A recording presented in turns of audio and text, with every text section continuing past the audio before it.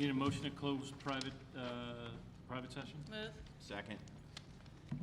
Roll call, or all those in favor? All those in favor? Aye. Opposed?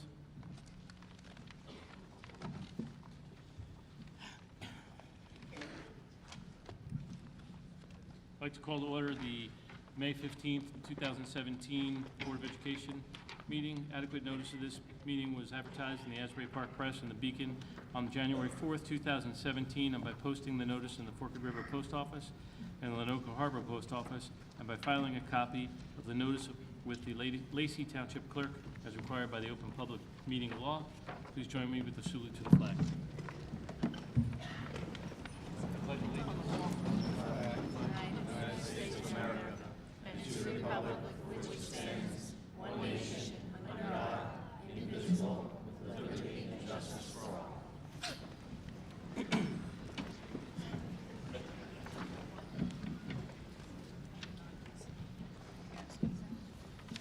I need a motion that the board approve the minutes of the agenda meeting held on April 24th, 2017.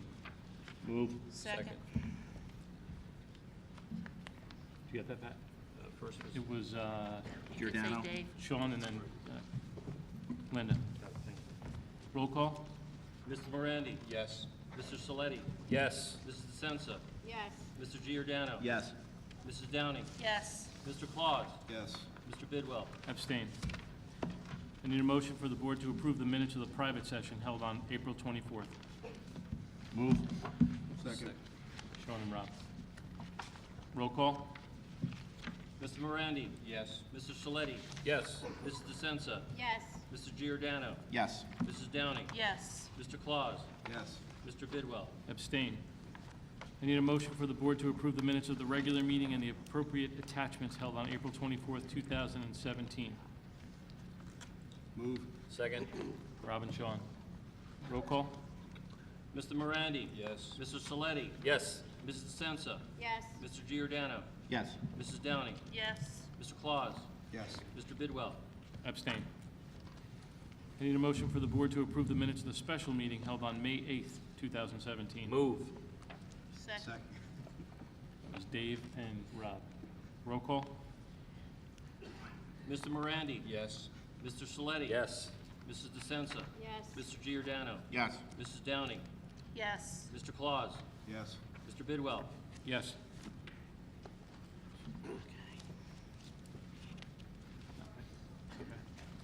I'd like to provide an opportunity for our student representatives to give their final comments as they are moving on after this meeting. Okay, so this is our last Board of Education meeting for Jackie and I, and we would like to thank the members of the board, the administration, and the public for allowing us to participate in the meetings as student representatives. We have learned a lot and have enjoyed this experience. At this time, I would like to introduce the new 2017-2018 officers. SGA Executive Board President Darius Saxton,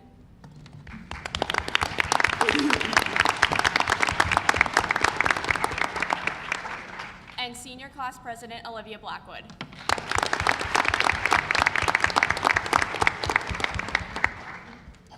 For our final report, the freshmen are first. They had Rent a Senior, which was a very successful fundraiser for the freshman class. The sophomore class is holding a Stop the Bop fundraiser, and all the proceeds will be donated to a designated charity. Stop the Bop involves music being played in between classes over the loudspeaker. However, it is music most of us do not like, so people have to pay money to stop the bop. Speedball tournament will be held on June 5th and 6th. Sophomores are also selling commencement flowers for the class of 2017 for middle school and high school graduates. You can pre-order by going to www.thecommencementgroup.com/LaceyHS, or you can buy the day of graduation at a flower stand that will be set up. Junior prom was a huge success. This year we changed from a boat to a hall, which many students favored. Powder Puff football, a game between juniors and senior girls, is scheduled for May 27th on the football field, and this is a junior class fundraiser. Kiss a Senior Goodbye is due tomorrow, May 16th. And finally, for the seniors, one big change was graduation. We had a change in the procedure that has taken place regarding the handing of diplomas. Teachers will be allowed to give diplomas to students who have requested in advance, and students and administration have worked hand in hand to come up with a positive solution. Project graduation registration is included in senior prom packet. Please register sooner than later, and forms for project graduation are due June 7th. And finally, the senior t-shirts will be distributed at senior yearbook signing on June 7th. And for the executive report, we have our final fundraiser of the year, which is Mr. Lacey, which will be held on May 25th at 6 p.m. at $5 at the door. And we are excited to announce we have many of the senior boys participating this year. We have Josh Tremblay, Nick DeOliveira, Nick Long, Brian Scalia, Chase Stevenson, Callum Fredericks, Jonathan Choice, Justin Frazee, Jake Henderson, Ryan Krawick, Jeffrey Fairclough, Bill Rapsis, Zach Ramos, Josh Marione, and Joe Nagy. We are looking forward to an awesome show that night because these boys have lots of talents and great personalities. And next week we have our final Big Spirit Week at the high school. We will be doing a Cardinal Navy battle, which will be similar to our previous events like Battle of the Classes. And the students and teachers this week are beginning to hype it up and hoping that their grade will take home the trophy next Friday. We will have activities every day after school for students to sign up for, and a final culminating battle on Friday. The shirts to purchase for them will be sold during lunches next week for $10, and we only have a few more shirts to be sold to break even, and the rest will be profits, which will be used for scholarships and homecoming next year. And our last SGA meeting is May 31st. And like Kylie said before, it's been an honor for Kylie and I to serve the board as a student representatives, and we are excited to move on, but we know we are confident in the next year's student representatives. Thank you, ladies.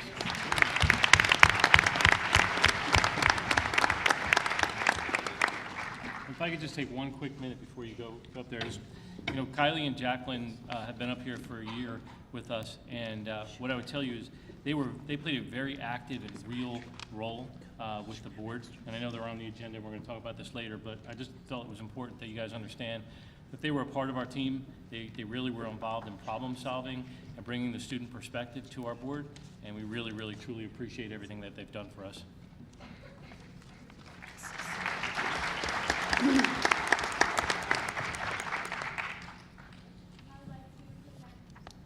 It's not on.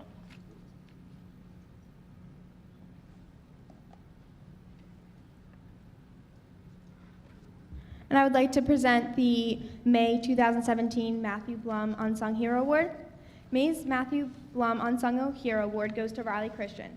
Riley is involved in the Student Government Association, ADA, the Emergency Medical Service Club, the Interact Club, and the Art Club. She is always willing to volunteer her time to help with events going on around the school. She can be found on the tennis court in the fall as a member of the girls' tennis team, or in the pool in the winter as a member of the girls' swim team. Wherever Riley is, she is always bursting with team spirit and school pride. Riley pushes herself to excel in her classes and always challenges herself to be an even better version of herself. In the classroom, she is always very willing to offer her assistance to other students in the class who struggle with the material. Riley is always able to brighten up someone's day with her positive attitude and delightful sense of humor. It is for these reasons that Riley Christian has been chosen to receive May's Matthew Blum Unsung Hero Award.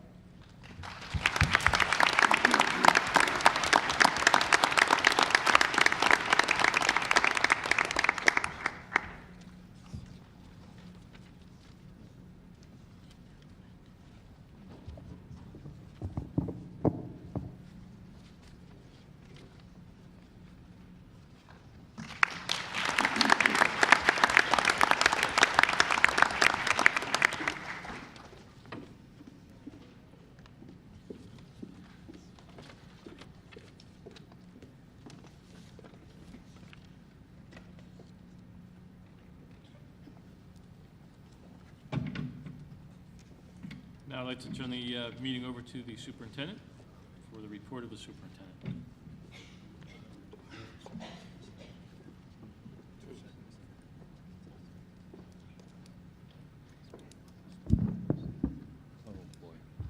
This is going to be fun for, there we go. Good evening, and thank you for attending tonight. It's a great crowd. We should maybe have this crowd at every meeting, make it a little more exciting. What I would like to say first of all is that fortunately, we were able to have the wonderful sounds of the jazz band led by Mr. Lighty out in the hallway. Unfortunately, the board and myself were back in private session, and you could hear the wonderful sounds through a very thick wall. But I'd like to give them a round of applause for the outstanding work they did coming in.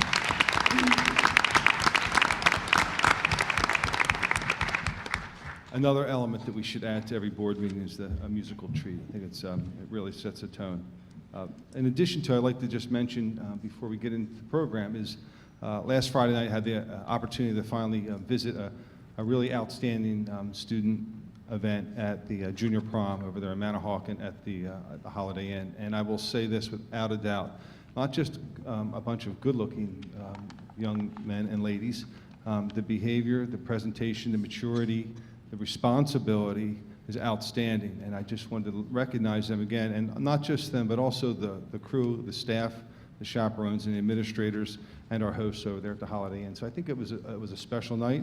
We look forward to keeping our students safe at all these events, and I think the structure and the setup, keeping it as close to home near Lacey is also a plus along the way. So I'd like to thank them for their work there. But we're here tonight for a couple recognitions. There's a lot of family and friends, students, teachers here to be recognized tonight. And it's interesting because it's one night, it's one moment. Yes, it'll be on tape and remembered, but sometimes in our world today, those special moments of remembrance are trivialized in the speed of social media, a click on Instagram. It's a picture now that's no longer in a photo album. It's in your memory and it kind of gets buried down in the files. So what we need to do, and I'd like to do, I have 3 sons and I'm seeing this growth go through in special moments, is really savor the moment and recognize those that have achieved so much, whether it be through this year as being outstanding teachers, or from teachers that have dedicated their entire lives to teaching children, to our students of the month. There's so many moments that go and come past us in our lives that we don't reach back and say, oh my goodness gracious, I wish I could have enjoyed that more. Because it appears sometimes in our world, those things that aren't so important are those moments that we forget. So let's live that moment tonight, enjoy, take those pictures and put them in the front of the photo album, and let's celebrate and enjoy that time. To start the program off tonight, I'm going to introduce Dr. Clark, who's going to take us through the first portion of our program, which will be the introduction of our Teacher of the Year staff. Thank you.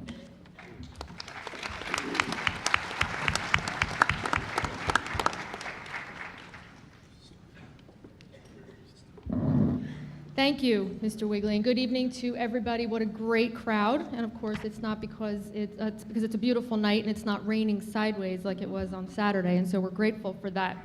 It's always a great time when we arrive at this time of the year. It reminds us that we've accomplished a lot. I know that our seniors are gearing up for prom and graduation, and the rest of our students are gearing up for summer break, but they're also thinking about how much work they're going to get done over the summer so they can come back in September excited. How many of you are excited over summer break to come back to school in September? Let's hear a round of applause. Oh, thank you. Although I think those are parents. I'm not sure those are students clapping. But welcome to everybody that's here tonight. We welcome you.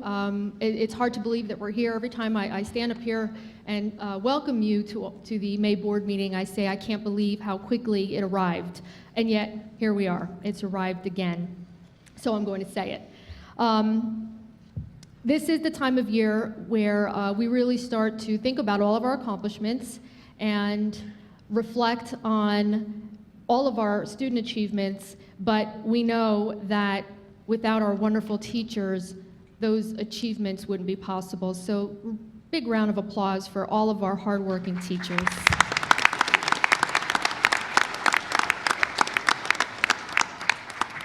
So it would be fitting to start our program this year recognizing our Teachers of the Year. So as I said, throughout the school year, we have spent a considerable amount of time recognizing the amazing work of our students. But we all know that academic success does not magically happen on its own. On the contrary, teachers who are outstanding lead excuse me, academic success and academic excellence. You've already had the opportunity to see the photos of our Teachers of the Year on the cover of tonight's board agenda. So let's take a moment to hear about why each of them were chosen to be the 2017-2018 Teachers of the Year. And we will start tonight's program with Cedar Creek Principal Mrs. Jackie Reneska.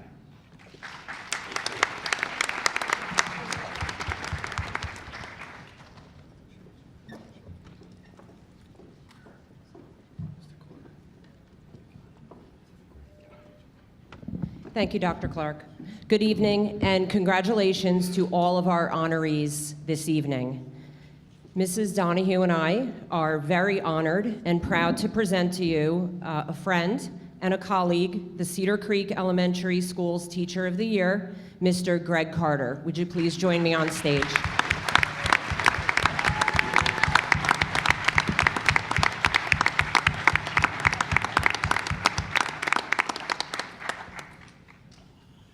Greg is joined tonight by his wife Gina, their sons Logan, Brady, Jackson, and daughter Lily, his mother-in-law Dottie, and other friends from Cedar Creek. Would you please stand and be recognized?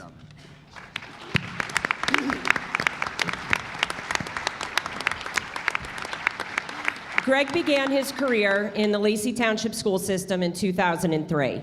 He's been a dedicated member of our staff for 14 years. He holds a bachelor's degree in education as well as a master's degree.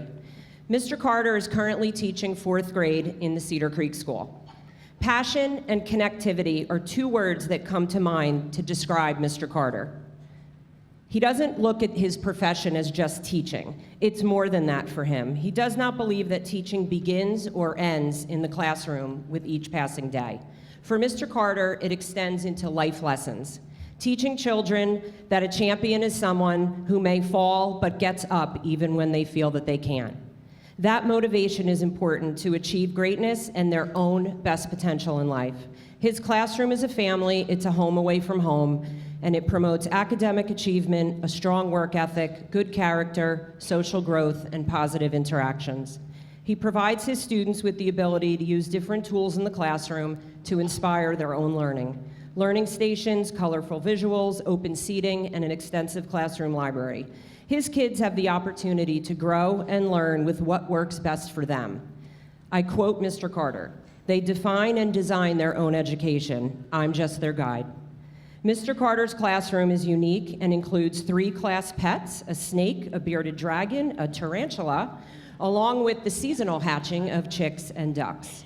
His class pets enrich the classroom and are wonderful resources to make learning fun. His pets are incorporated into his lessons, cross-curricular through language arts, integrating science, geography, and math.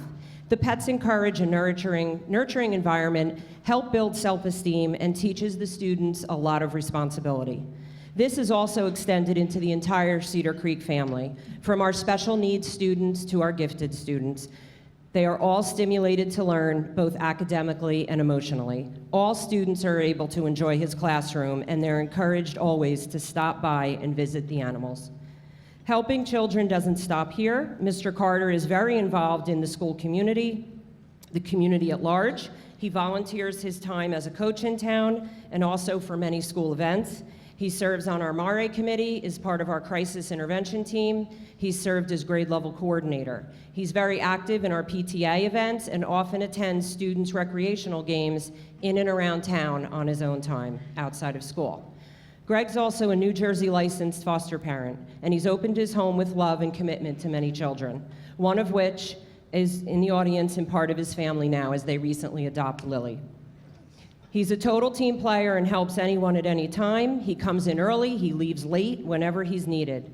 To sum it up, Mr. Carter believes, and I again will quote him, "Every child deserves an adult who will never give up on them, who understands the power of connection and insists that they become the best that they can be." And that is why we are proud to have him as Cedar Creek's Teacher of the Year.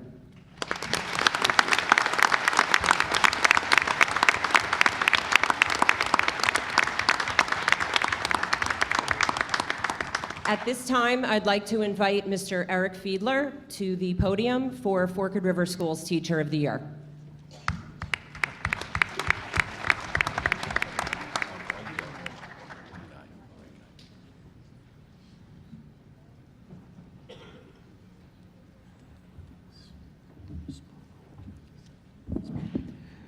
Good evening, Lacey Township Board of Education, Mr. Wigley, Dr. Clark, and audience members. On behalf of all of us at the Forked River School, I am honored to introduce our 2017 Teacher of the Year, Mrs. Laura Bavona.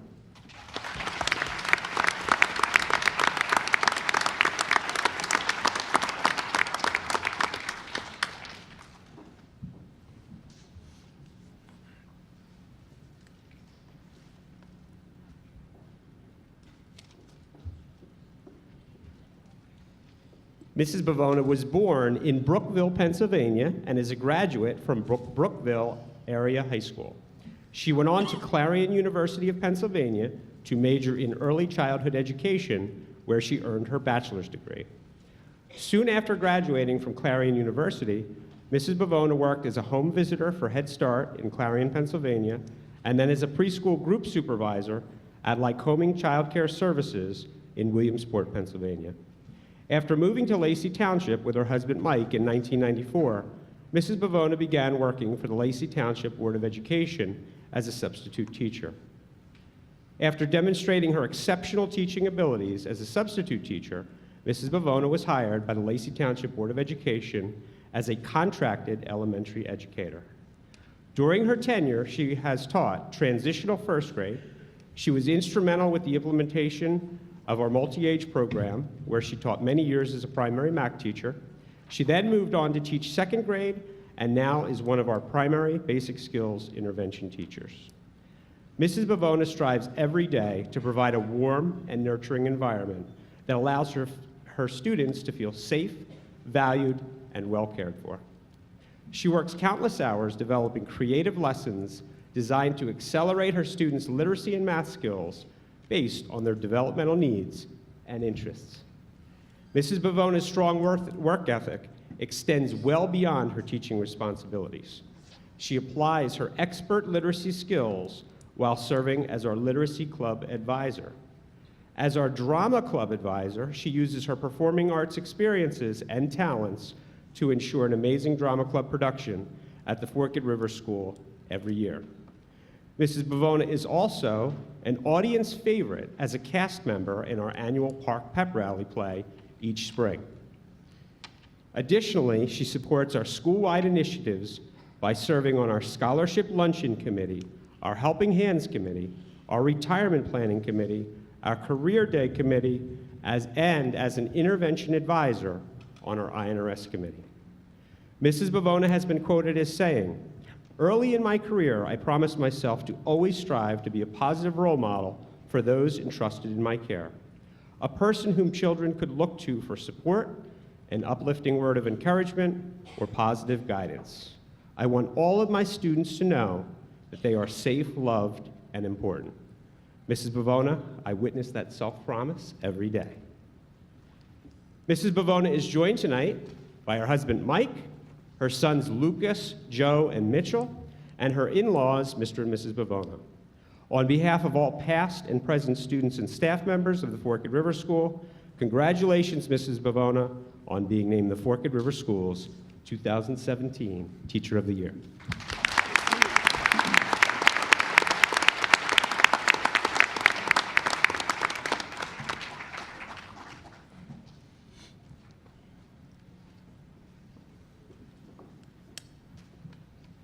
At this time, I'm proud to introduce Mr. Saboko, the principal of Mill Pond.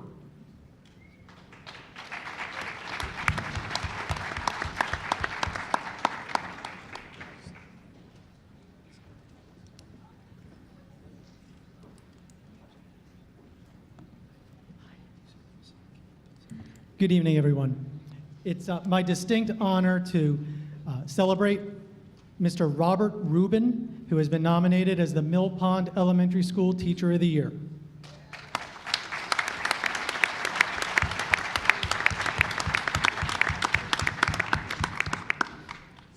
Mr. Rubin is joined this evening by his wife and his father. Would you please rise and be acknowledged?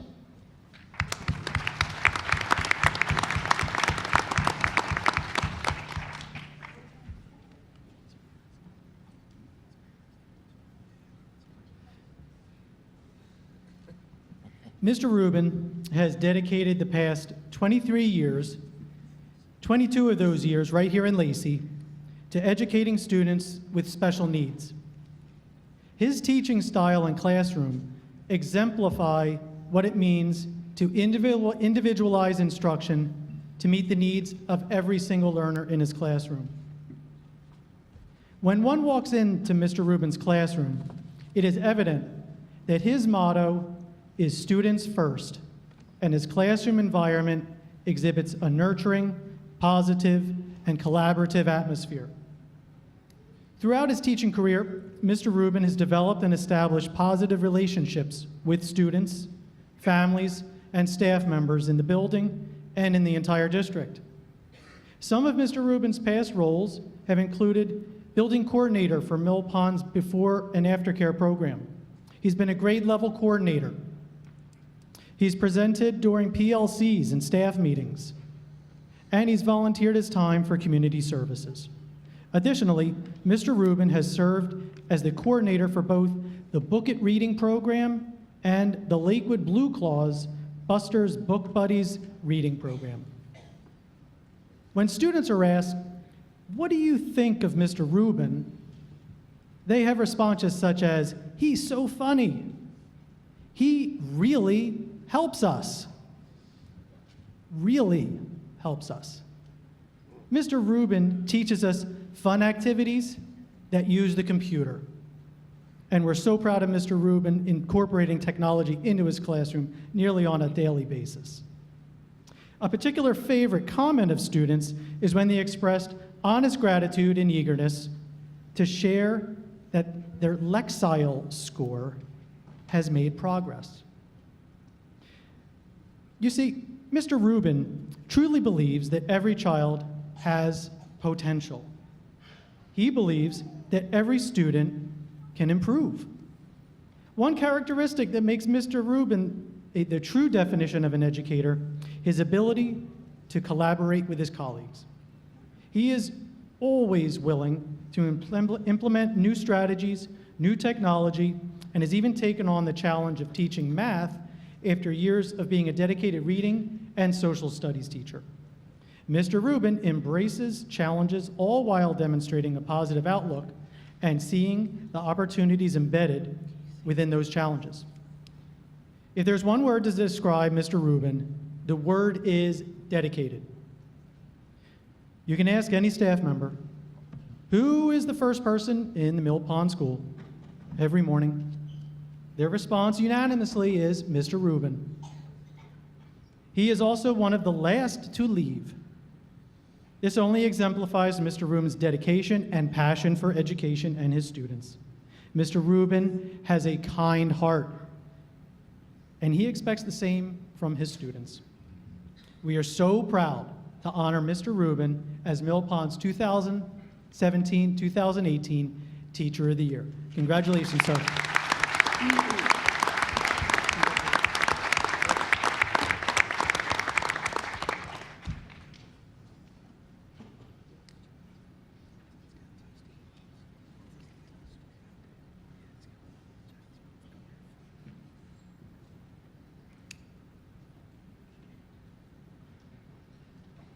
At this time, it's my honor to introduce Mr. King, the principal of Lacey Township Middle School.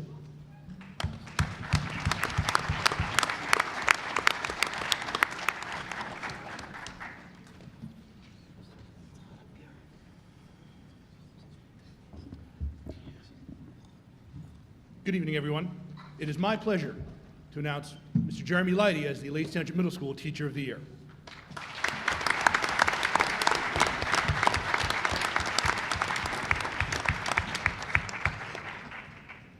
Mr. Leidy is joined by his wife and son in the audience. Please, a round of applause for them as well.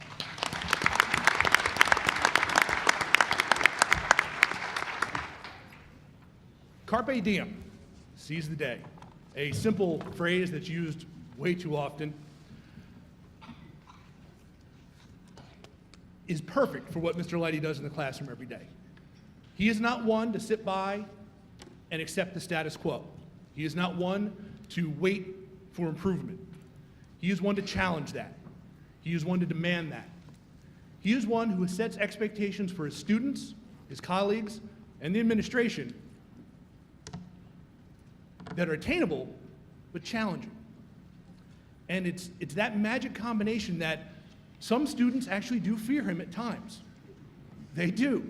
One of the biggest questions we have as sixth graders come in is, Mr. Leidy mean? Sometimes yes. But there's a purpose. There is a purpose. At the end of that challenge, at the end of that hard work that he's going to require of you, you will be a better student, whether it's in his general class whether it's in his 8th grade music class, whether he's working with the after-school band or the jazz band, or he's working with other staff and administration. Honesty. Another quality that he has, he will not lie. When he says it isn't right, it's not right. When he says it could be a little bit better, it can be a little bit better. But what's nice is when he says you nailed it, you nailed it. You got it. You did everything you were supposed to. You enjoy that pride. You enjoy that victory, and the next song is presented to you. The next challenge is offered to you. The next opportunity for you to rise to his ever-increasing expectations of you. This falls upon me as well. A personal story, I came up with an idea. As shocking as that may seem to some of you, I came up with an idea about 3 weeks ago. I approached Mr. Leidy with my idea. We are not carrying out my idea. I won't give the details of that, but it was a very, very simple conversation. We're going with a different idea. Flexibility. Whatever I've come to him with, whatever teachers have asked of him, whatever students need help with in adjusting, in encouragement, a different direction, a different song, a different tempo, he does it. He listens to the learner. He listens to the student. He wants everyone to improve. What's interesting about music is, to us as casual listeners, it sounds amazing. It sounds awesome. We love every moment of it. I've asked him many times after a performance, Mr. Leidy, it was awesome, perfect. He goes, I heard a couple things. He never tells me what those couple things are, but I know in the back of his mind, he's gonna work on those couple things, and the next time they do that song, the next time they perform, they'll be better at it. It's energy, passion, commitment like that that I'm proud to have in my building. I'm proud to call him a colleague. The committee we had a variety of choices, and we came down to Mr. Leidy for all the things I just mentioned, plus a few others. But the biggest one was, he has something. Everyone has that different definition of what that something is. He has it. It is with pride and honor that I present Mr. Leidy as the Lacey Township Middle School Teacher of the Year.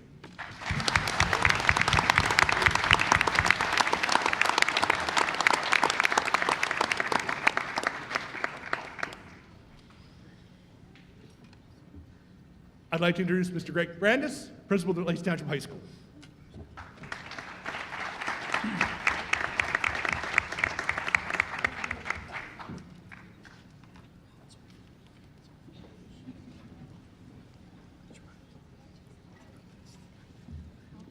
Thank you, Mr. King. Congratulations to all the recipients and all the Teachers of the Year. At this time, the high school has many, many deserving teachers who would gladly wear the honor of Teacher of the Year. But in my first year as building principal, there was no more obvious or overwhelming choice of support than Miss Anita Soto. I'd like to bring her to the stage and congratulate her.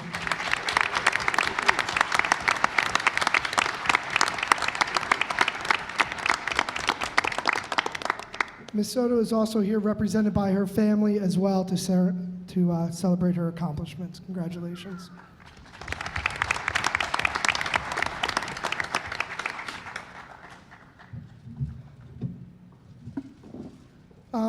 To learn a little bit about Ms. Soto, and it's best described by her students and the experiences that we have and what we hear about her. During the NHS ceremony, students chose a mentor to meet them up on the stage. Up there, I saw parents with their kids, coaches with their athletes, and many of our wonderful teachers at LTHS supporting students. Anita Soto was obviously one of them. As she walked across the stage, though, there wasn't just that one student that she was connected with, but a lot of them also out in the audience as well, where the administrative team that was out there also heard, wow, that's my favorite teacher. Or another parent here, oh, that's Miss Soto, she does so much for kids. In the same evening, the boy who Miss Soto mentors wrote about Miss Soto. She has motivated me to be a high-achieving student that I am today. Whenever I am in contact with a piece of writing in her class, she always tells me that she knows I could do better and to not stop there. Ms. Soto's high standards have inspired me to always perform to the best of my ability and continually strive for perfection. And that's those high expectations that resonate throughout all her students. It was not only special motivation that Ms. Soto gives to her students, but also real opportunities. With coming into the high school, all principals are charged with a great opportunity to make sure that our students graduate with high expectations and are meeting requirements of the state standards. And looking at our senior class, that was no different than any other class. And I went to the administrative team, teachers, students, and I said, who do we need to teach our English students to make sure that they reach graduation requirements for this upcoming school year?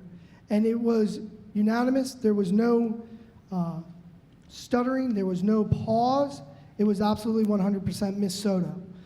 And with that, out of 68 of those students who took the test throughout the school year that she worked with, 59 of them have already passed, leaving the remaining 9 who she's worked with throughout the school year, and they are already set up to pass the portfolio assignment process, which we believe that they will by her grading and their performance. It's a remarkable accomplishment that I believe perhaps may be the only teacher that could accomplish those feats. And these little bits of information haven't given you enough of a glimpse of how marvelous Miss Soto is. I invite you to talk with her, and you'll really understand why, or her children, to understand how great she is as an educator and how much she cares about children.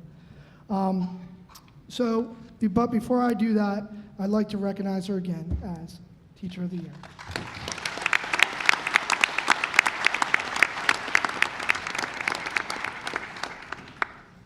At this time, I'd like to invite Mr. Brewer up to the stage.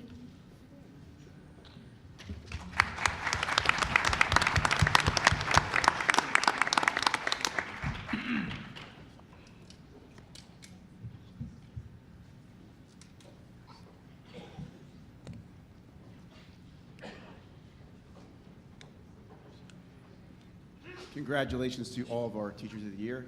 It is my honor to bring up our Teacher of the Year for Lenoka Harbor School, Mrs. Kathleen Dixon.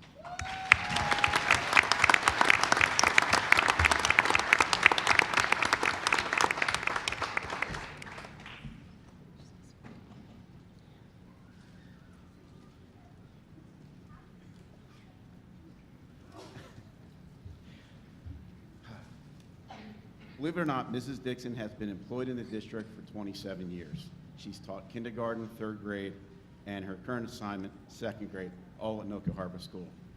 She's certainly made a tremendous impact on students and the building, and she's fostered many, many relationships throughout. Kathy can usually be found brainstorming with her sisters, Erin, Ellen, Sue, Jody, Nikki, usually using their powers for good, and when not, they're brought back to the light side by Robin. In all seriousness, though, I couldn't sit here and list every club, activity, and organization that Kathy's been a part of during her time here, because I'd have to list everything that Lenoka has to offer. She truly has done it all at Lenoka Harbor School. Without question, she's one of the leaders in our building. Not only is Kathy an employee of our district, but she's also a proud parent and member of our community as well. Both of her sons are alumni of Lacey, with Tyler attending Rhode Island University and Bailey attending Penn State University.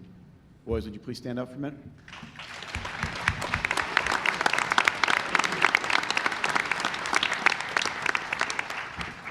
Also joining her here tonight are her parents, Carol and Jim McDonald. Would you please stand?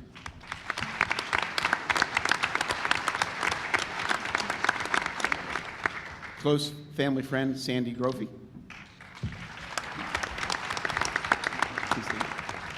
And her husband, Ken. Would you both please stand?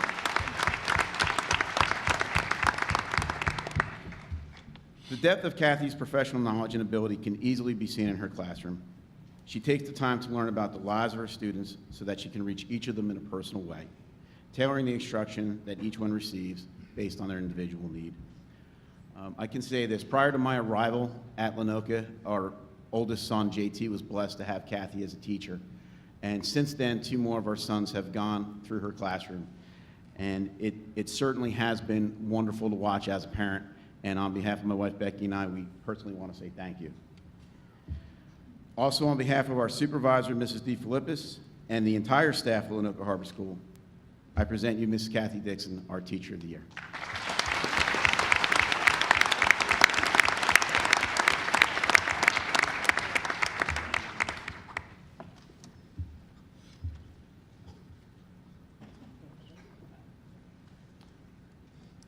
Kathy, before you go, because I know how much you like to be on stage, if you would come back for a minute, please. It's also a tradition here at Lacey to honor our retirees. And just so I can give you a little bit of background to the analogy I'm going to give, I'm the only male in a building full of 60 women. So, yes, God has a sense of humor. I completely, all the time, forget that, and I give sports analogies, and they'll look at me and they go, huh? Well, over the years, we've kind of gotten to know each other, and they're kind of catching on to my analogies. So the analogy I'm going to use here is, if you know about Barry Sanders retired as the best running back in pro football, I would think, at that time. Well, this can certainly be said of Kathy right now. And as evidence, my fourth son asks her daily, please don't retire, I want to have you next year too. Kathy is certainly retiring at the top of her game. We're going to miss her tremendously. I know I will. She's been a resource for me whenever I have a question, whether it be about curriculum, pulse of the staff, whatnot. Kathy's definitely one of my go-to people, and I'll certainly miss her a lot. Kathy, enjoy yourself on the beach.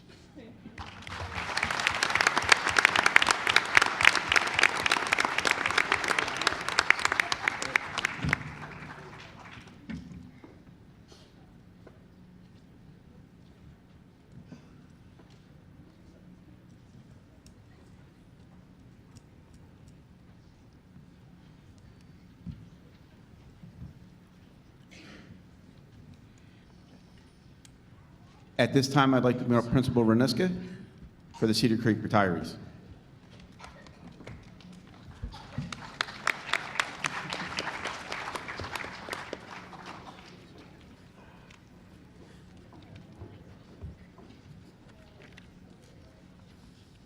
Hello again. Cedar Creek School has two staff members retiring, neither of which who could be there this evening, but I have a few words to say about each.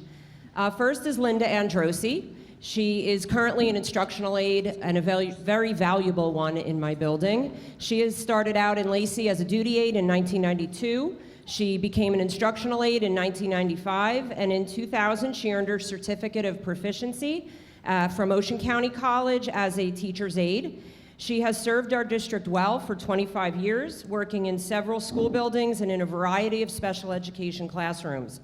We wish her well, as she plans to spend a lot more time enjoying her grandchildren. So thank you to Linda.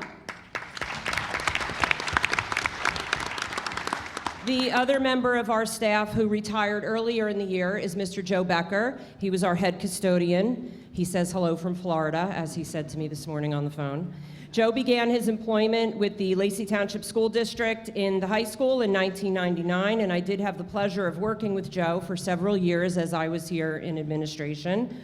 Joe was promoted to assistant high school custodian, and to no surprise, he moved on very quickly to the head custodian at Cedar Creek. Joe called this morning from his lanai and his new home in Florida, and regretfully, he couldn't be here tonight, but however, he absolutely loved his time in Lacey, and we wish him well. So thank you, Joe.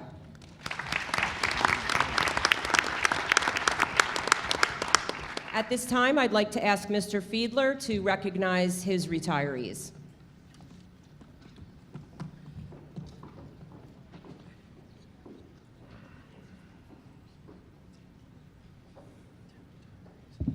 Good evening again, everyone, and it is with great pride tonight that I introduce the Forked River Schools retiree for this year, our beloved, gifted, talented, and enrichment educator, Mrs. Andrea Blatt.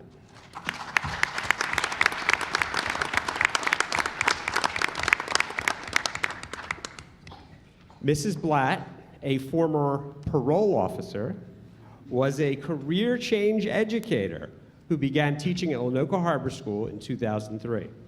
1 year later, she transferred to Forked River School, where she taught 4th grade for 1 year and then settled into 3rd grade for 6 years. In 2011, she became our gifted and talented and enrichment teacher, where her outstanding work as an educational professional continued. Mrs. Blatt's efforts did not stop within the four walls of her classroom. She was a member of a small group of educational innovators at Forked River School, responsible for developing the programs that put Forked River School on the map. In addition, she voluntarily led our grant committee during her tenure, accounting for a total of $27,800 being donated to the Forked River School through many various grants dedicated to enhancing our students' educational experiences. On behalf of the Lacey Township Board of Education, Mr. Wigley, Dr. Clark, and all who comprise Lacey Township School District, we present to you, Mrs. Blatt, a small token of our great appreciation for all that you have done for your students, who over the years called Forked River School their home away from home. While your retirement is a great loss for our students, we recognize it is a great gain for your family. And with her tonight is Mr. Blatt. Michael?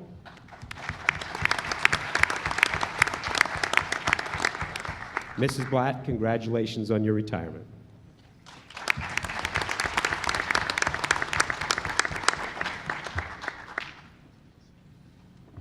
At this time, I'm proud to reintroduce Mr. Saboko from the Mill Pond School.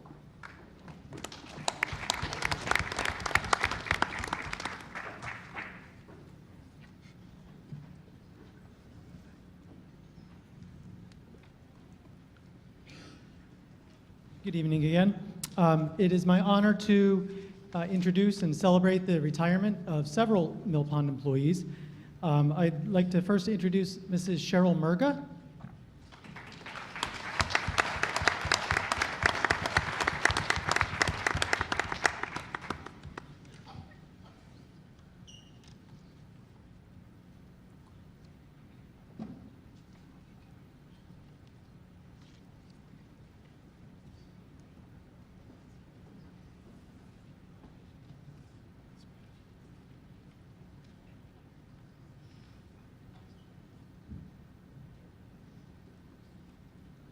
It's my distinct honor to recognize fifth grade teacher, Mrs. Cheryl Murga, on her retirement from teaching. Mrs. Murga has been teaching in Mill Pond since 2004. Before that, she owned a daycare center, which got her ready to deal with our fifth graders.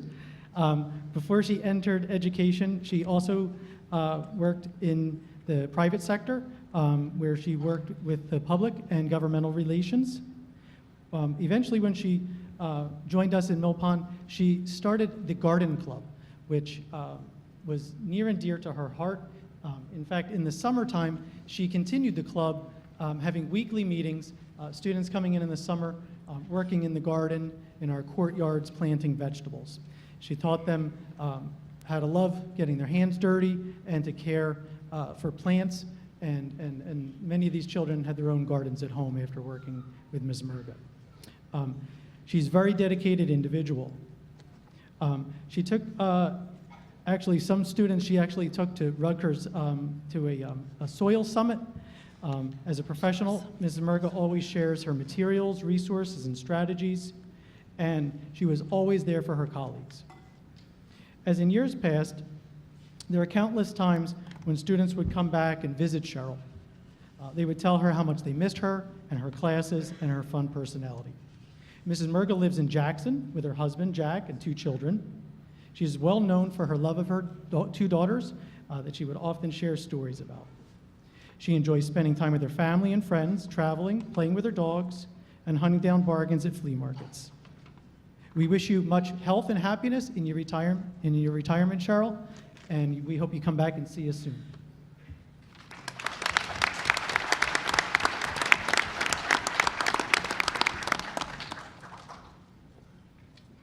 Mill Pond's next retiree who's present this evening is Dr. Deborah Desaulniers. Can you please join me on the podium?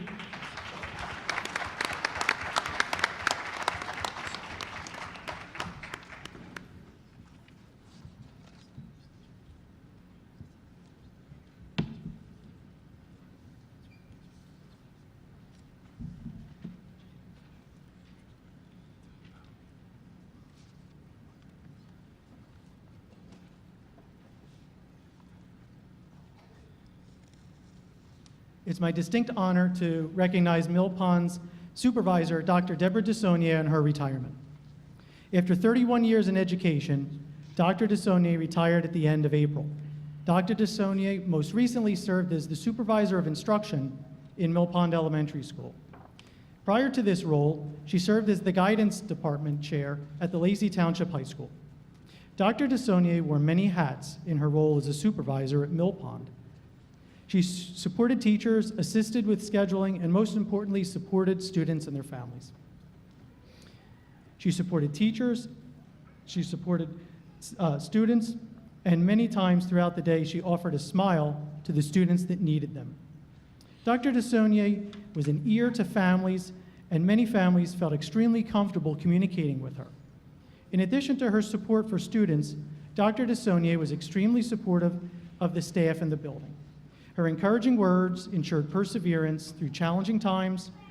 Just as she made students laugh and smile, she made the staff laugh and smile as well. Her jovial disposition could light up a room. Although she'll be missed in the halls of Mill Pond, we wish Dr. DeSaulnier well in her retirement. As Winnie the Pooh once said, don't underestimate the value of doing nothing, or just going along, listening to all the things you can't hear. We know that you have earned your time in the sun, and it's time to relax. Don't set your alarm, travel, continue bringing joy to people's lives, love your family, most importantly, enjoy the time with your loved ones and all of your future adventures. Congratulations.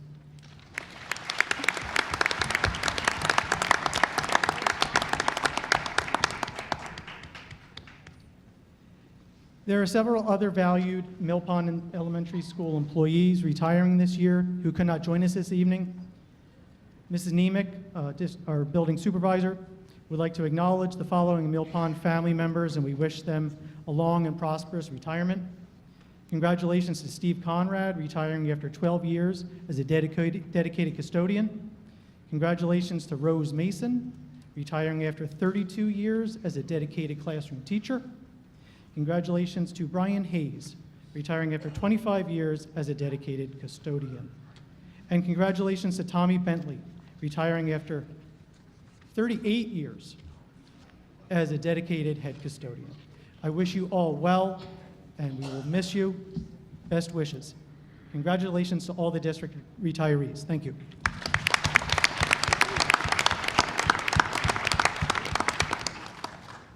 At this time, I'd like to introduce Mr. King, principal of the middle school.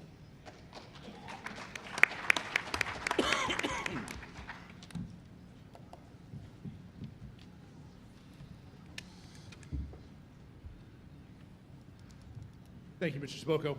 It gives me great pleasure to announce our first retiree from the middle school, Ms. Josie Dickhouse. I know she's joined here by her husband, who recently retired himself last year from the high school, so he's here as well. Ms. Dickhouse has the unique task in our building to teach math. And I say unique in a lot of ways because it's a challenging subject in and of itself. She has the role of teaching the best of the best, and the brightest of the bright, the smartest of the smart. With that comes some challenges for the teachers, you can imagine. These students come to us very well prepared. They're ready to go. It's her job to bring them to the next level, to prepare them for high school. Not easy, not always simple. The students are challenged, she's challenged, but I promise you there are students in this audience right now, there are students in the high school who've had her, whose lessons from her will be with them the rest of their lives. It's this dedication to our students of all levels that really makes her a very, very special teacher for me. She's been a confidant of mine when I need things with the math department. She's certainly helped voice her opinion on where it should be going, what we need, what we have, what's going great. More importantly to me as well, she actually has reached outside the classroom. She takes our math team and goes to competitions where we are very competitive and have actually won many times over the years. And it's her work, inspiration, and dedication that have sort of brought our kids and our students to the next level.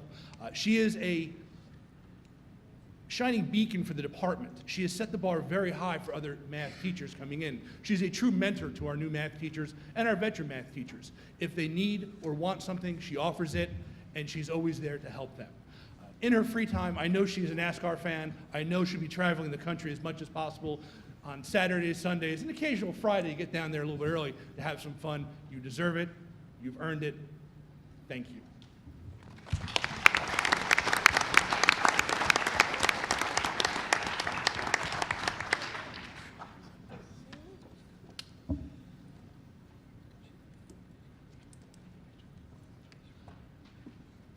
Our next retiree is Clayton Schumacher.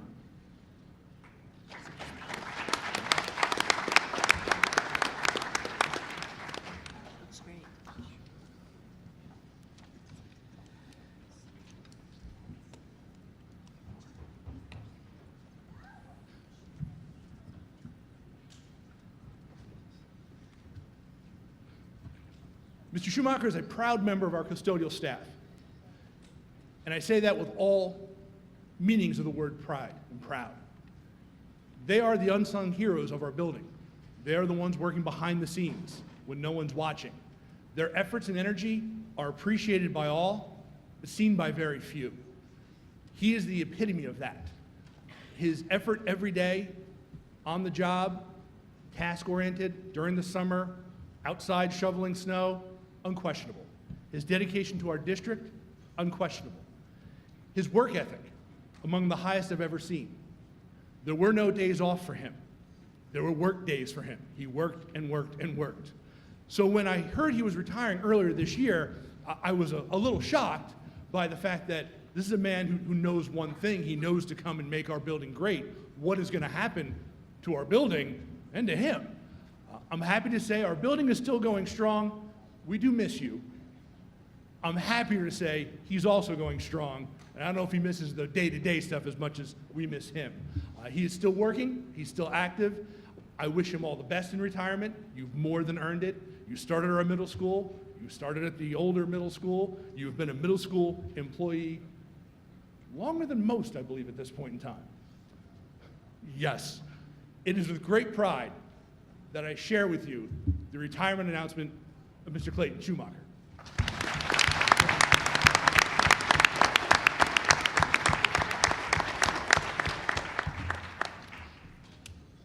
We do have another custodian who's retiring, Ricky Cornelius. He is retiring at the end of this year. He has started as security for our district, so he was in charge at night, driving around, making sure things stayed safe. He's transitioned into our building the last couple years. His work ethic and effort are amazing as well. He works for the night crew, so when the students leave, they come out and put our building back together. Not an easy task, but a task we certainly appreciate. We certainly wish him well on his retirement.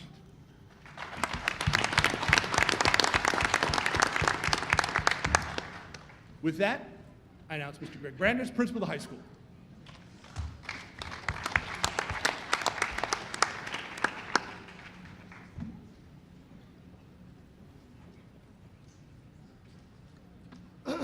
I have two retirees to introduce. The first, who may or may not be in attendance tonight, Eleanor Voigt.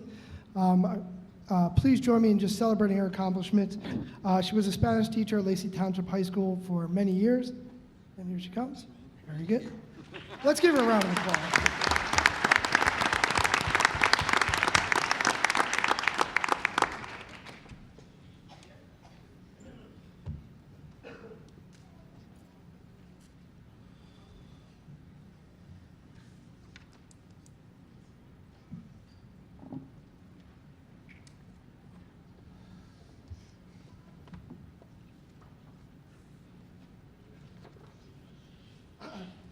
As I've spoken to many, Ms. Voigt was a very valuable asset to our Spanish department and our world language department, guiding and being a lead teacher within the high school for many years. She was always remembered as a friendly face and a strong advocate for students. She really represented the high expectations that are held at Lacey Township. Her generous heart extended far beyond the classroom. She inspired teachers to work hard and to believe in themselves. And I really hope and believe that she's enjoying retirement. By that smile, it's a definite yes, and we congratulate her on her service here at the Lacey School District. Thank you.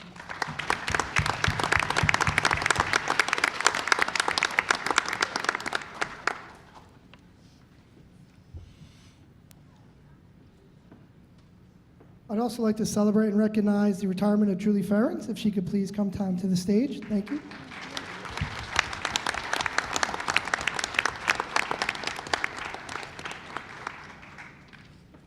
There she go. Always on the move, Ms. Ferrens. You can see her out in the hallways, running as fast as she is now.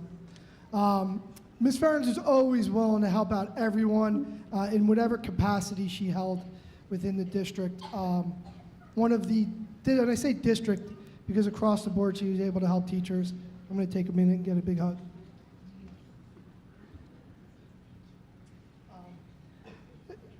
She's a leader in the building and in the high school. And most importantly, we talk a lot about Lacey Pride and what's it mean to go through the Lacey School District. And I'm 100% certain that I could say I was proud to have her as a teacher. I was more than proud to be able to teach next to her within the classroom, and I was more than proud to be able to be an administrator, and thankful enough because without her guidance, expertise, and support, the transition into the high school for me certainly would not have been as simple without her. She really brings that pride to the Lacey School District, and also that great big smile that I know I'm certainly going to miss, along with all the other staff members. So I know she's enjoying retirement. We benefit from her vegetable garden in the main office, and I wish her a great journey in all her future endeavors. Thank you.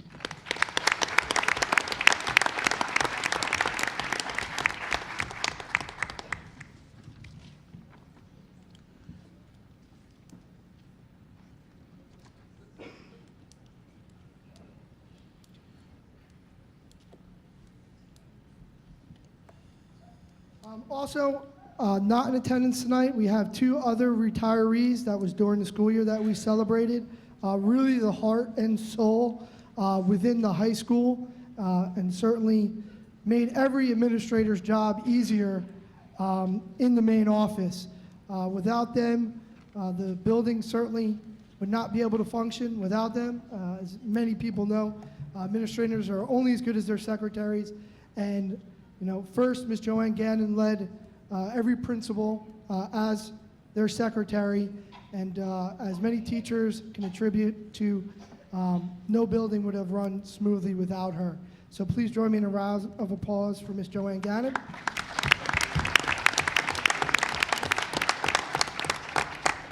And also within the main office, just retiring, who greatly assisted in helping parents, helping students, and again, helping administrators work as a team, Ms. Patricia O'Neill.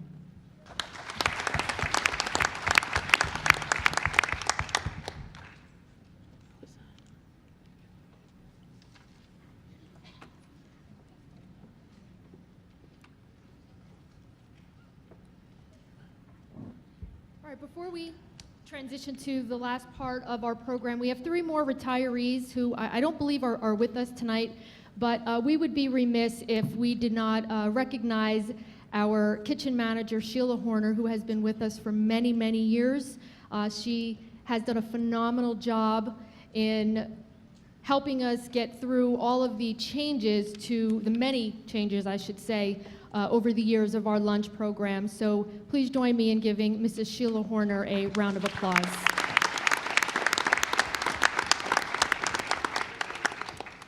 And last but certainly not least, if not for our amazing, wonderful, safe-minded bus drivers, our students would never be able to get to school safely like they do every single day. So please join me in recognizing the retirements of two wonderful bus drivers, Eileen Brendel and Patricia Warner.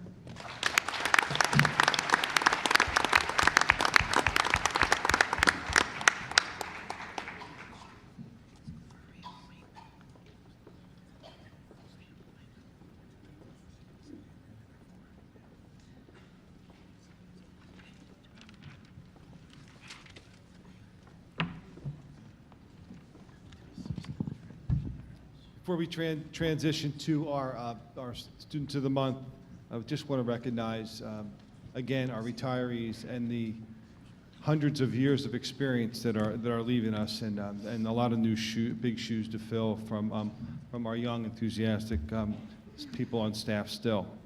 So the other part of that is that it does take a lot of work to put this together, and I do want to recognize, first of all, Dr. Clark for coordinating tonight with the certificates, but also in the central office with the hard work of Bev Egolf and Linda Dynack putting everything together. So I would like to recognize them because it is quite a bit of work, so thank you. So at this time, I'm going to ask the board, we're going to move down to the front here, and I'm going to introduce Mr. Brandis to begin our Student of the Month portion of the presentation.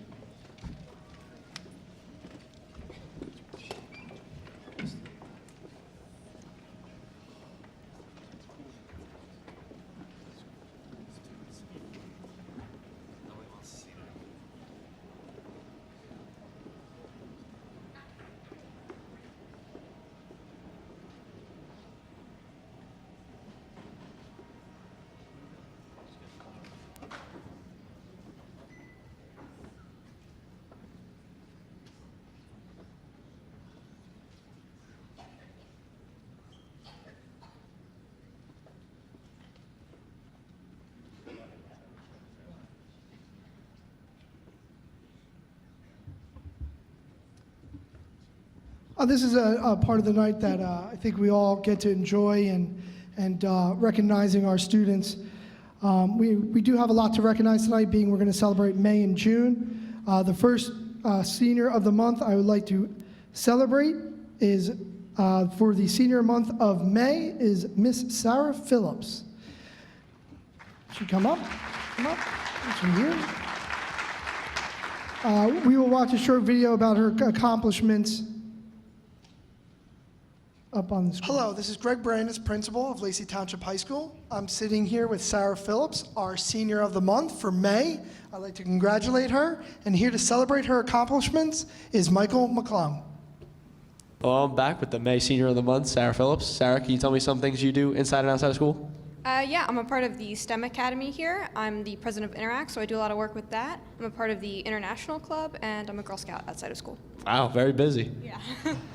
Would you say a teacher that impacted you most throughout high school? Probably Mr. Kuzan. I've had him for 4 years through STEM, and he's really inspired me to learn about science and pursue that passion. Hey, Sarah, congratulations on Student of the Month. You've always been that student who speaks volumes with your actions and not just your words. When you're not working hard academically in school, I know you're out there putting all the time and volunteering out in the community. And I will really miss you in the high school, but I know you're truly going to flourish at college. So I wish you the best at the University of Maryland and hope to see you and come back and see us. Thanks. Yeah, he's a popular choice for a lot of Student of the Month. He does a great job. Yeah. So do you know what you're doing for college yet? Yeah, I'm going to be going to the University of Maryland to study physics. That's awesome. Congratulations. Thanks. And congrats on winning Student of the Month.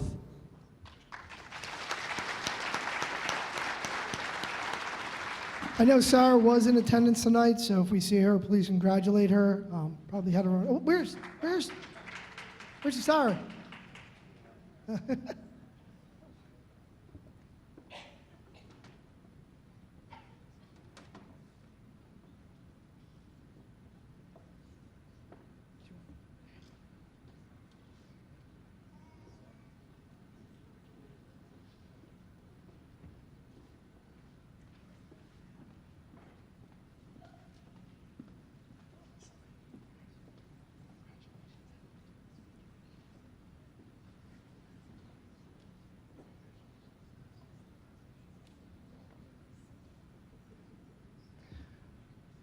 I want to congratulate Sarah and also her family as well in her remarkable accomplishments.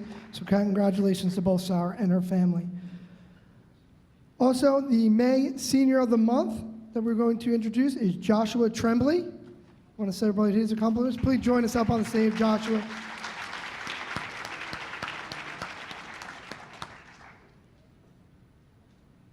Hello, we're back here for May's Senior of the Month. Congratulations to Josh Tremblay. And here to celebrate his accomplishments is Michael McClung. Hello, I'm Mike McClung here with May Student of the Month, Josh Tremblay. Congratulations. Thank you. You want to talk about some of the things you do inside and outside of school?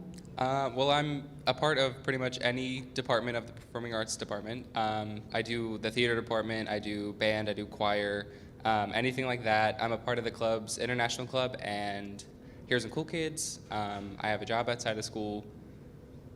You sold me shoes one time, I did sell you shoes one time. and that was great. So, what would you say a teacher that impacted you most throughout your high school career? I'm going to say Mr. Budnar. He's really helped me come out of my shell, get over my fear of public speaking, and just be who I am today.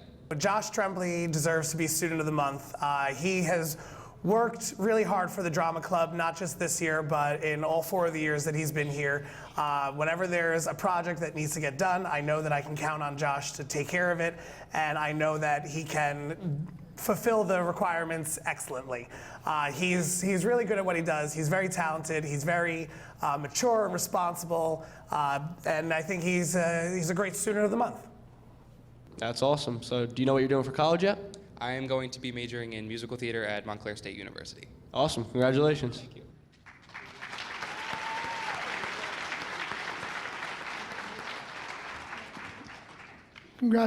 Congratulations again to Joshua and his family for this remarkable accomplishment.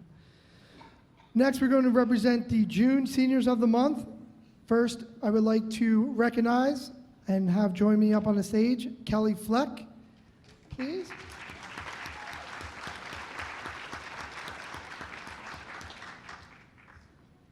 I'm here now sitting with the June Senior of the Month, Kelly Fleck. Congratulations. And interviewing her and celebrating her accomplishments is Evan Olawani. Hi, I'm here with Kelly Fleck, the June Senior of the Month. How are you? Good, how are you? I'm doing well. So, can you talk a little bit about what clubs you are involved with inside the school? I'm in Heroes and Cool Kids, Peer Mediation, Yearbook, SGA, and I think that's it. So a lot. What about any sports? I play volleyball, basketball, and softball. And you guys won the state for your group last year for softball, correct? Yes, we did. Well, congratulations. What teachers had the biggest impact on you in your high school career? I'd have to say Mr. Larice. And why is that? He's been my basketball coach for 4 years now, and he has always had my back with everything. Congratulations, Kelly, on being selected Senior of the Month. And I am truly honored to discuss and talk about how wonderful you are. You were a great student in my geometry class. Of course, math was always your favorite subject. And you're a tremendous athlete as well, playing volleyball, softball, and of course, your favorite sport, basketball. You are a truly responsible and mature person. You will be successful in the future. And once again, congratulations on this distinguished honor. So what about your future college plans? Do you have any ideas yet? I'm going to Stockton University, and I'm going to study education and history. Well, best of luck with that, and congratulations again on winning Student of the Month. Thank you.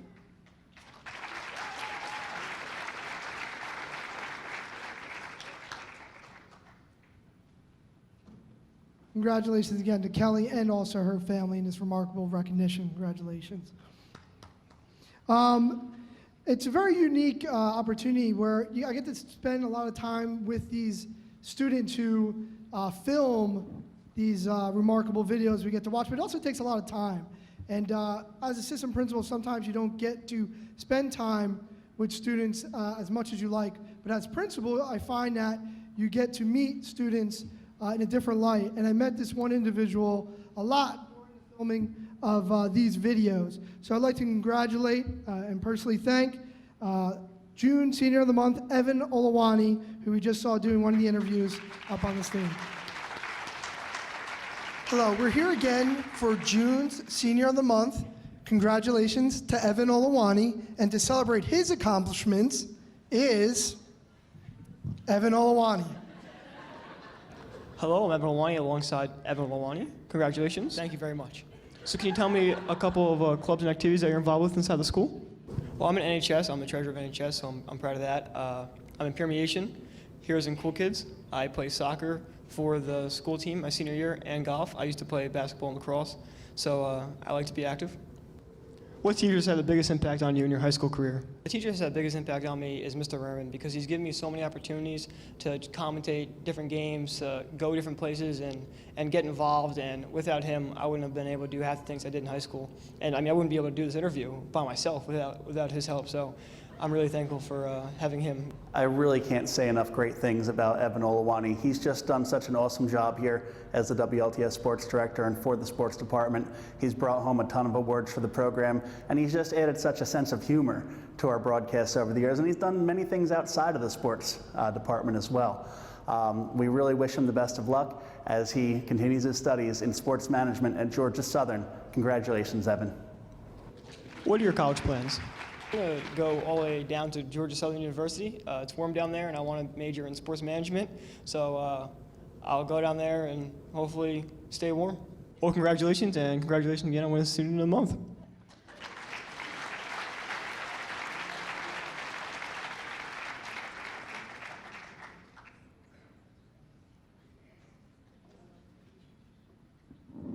And finally, certainly last but not least, we have our vocational student of the month that I would like to join me up on the stage, Al Ermack.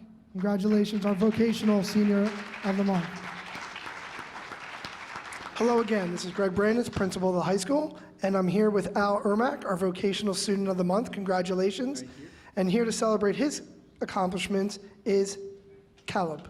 All right, so how does it feel to be named vocational student of the month? I guess I'm pretty shocked. I'll be honest, I had no idea. And when I found out, I was quite happy and proud that I actually got it. So I'm pretty happy about it, yeah. What do you do at vocational school? I go take mechanical services. What it is basically it's a combined course of HVAC, heating, plumbing, just a whole mix. And what are your future plans?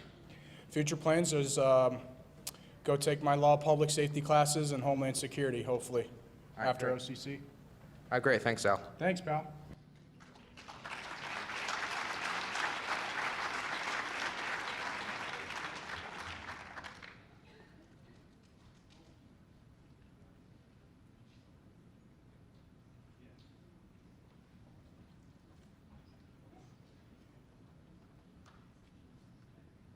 I'd now like to reintroduce Dr. Clark for our NJ Ask Science Perfect Scores recognitions.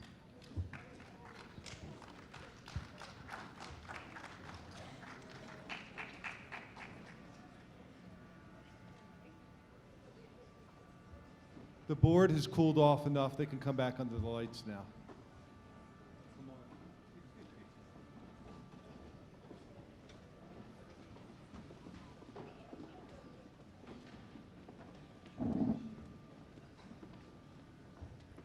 Getting a suntan here.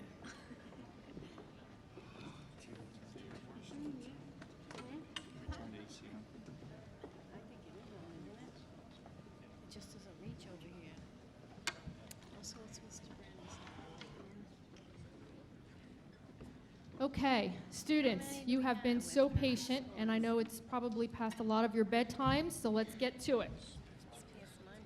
So we now transition to a group of students that have come to, who we have come to call affectionately our New Jersey Ask Perfect 300ers. I know it's not a word, but it sounds pretty cool. This year, we recognize the academic achievement of our New Jersey Ask Science Assessment, which is the last of the New Jersey Ask assessments that we administer. The rest of our students are now taking the PARCC, and we are in our third year of administering the PARCC, but our 4th and 8th graders are still participating in the New Jersey Ask Science.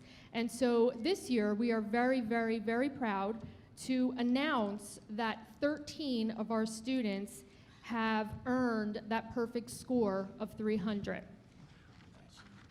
Congratulations.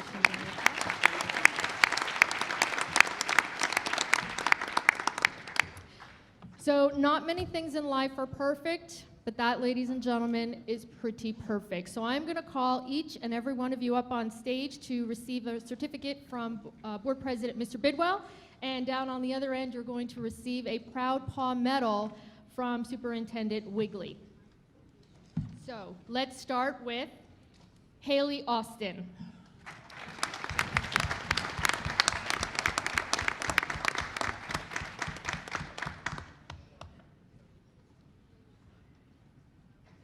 Alexandra Cirillo.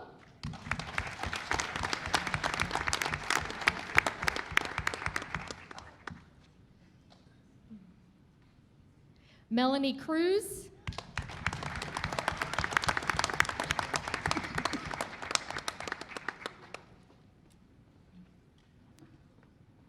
Patrick Deeb.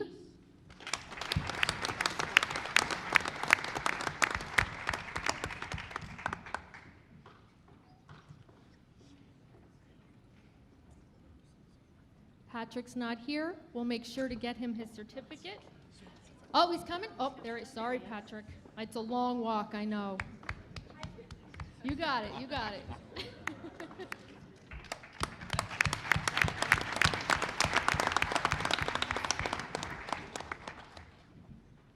Alexander Henbest.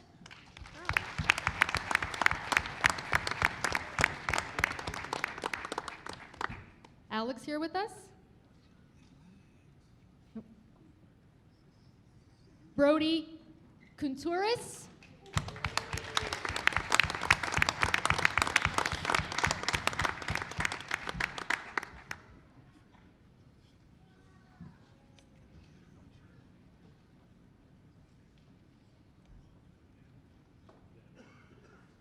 Joseph Leonard.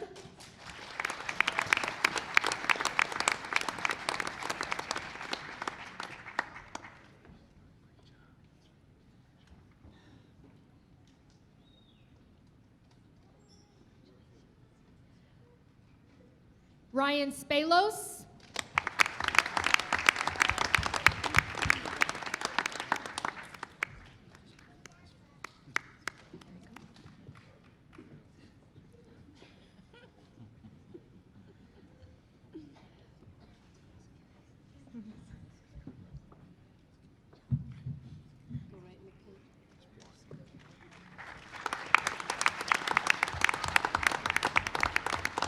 Cole Strasensky.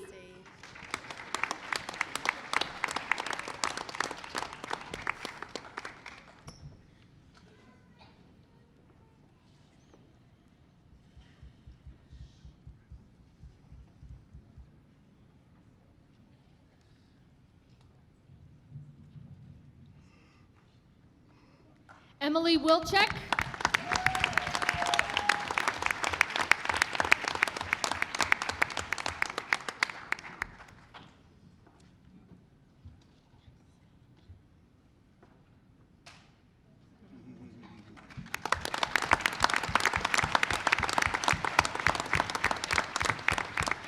Logan Eckloff.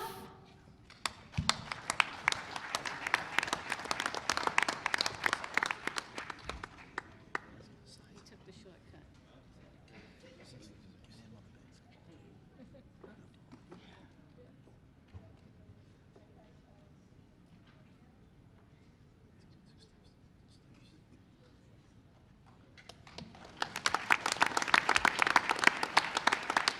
Nicholas Gennardi.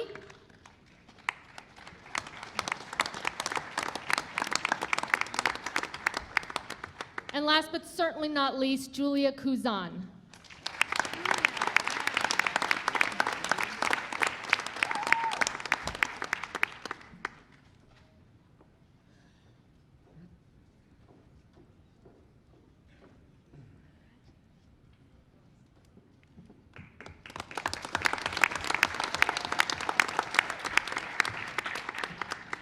The second group of students to be recognized this evening are our grade 7 Johns Hopkins SAT scholars. Congratulations to all of them.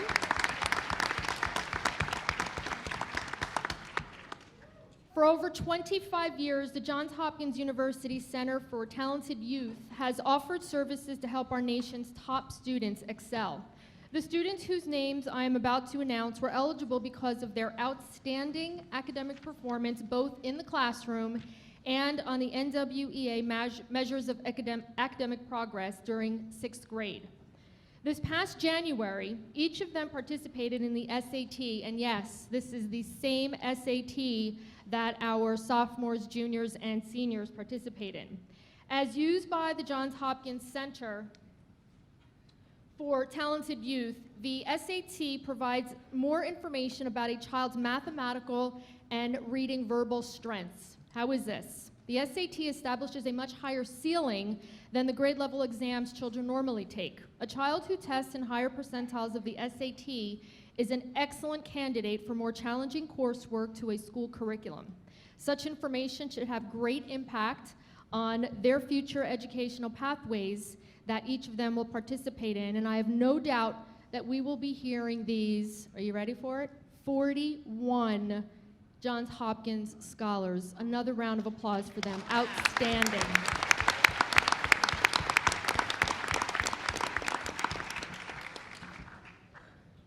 So again, scholars, you will come up, receive a certificate from Board President Bidwell and a medal from Superintendent Wigley down on the end. And let's start with Jeffrey Brewer.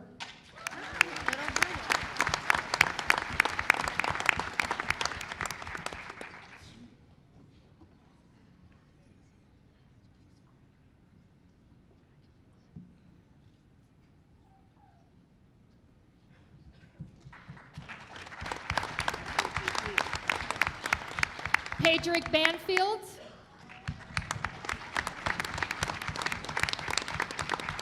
Ethan Broom.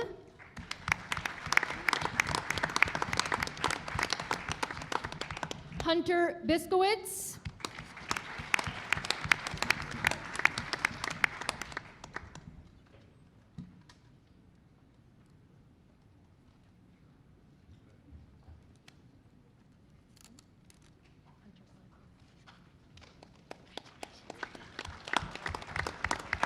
Cameron Callis.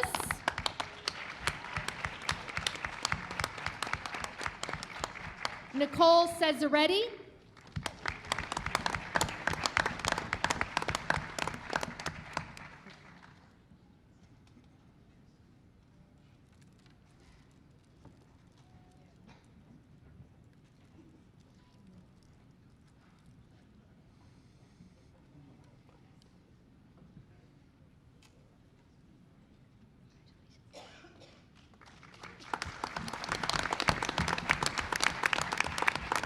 Anthony Cooper.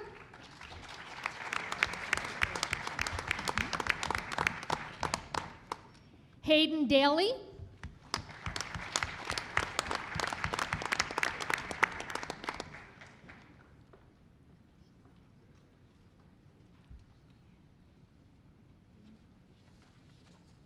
Colin Della Sala.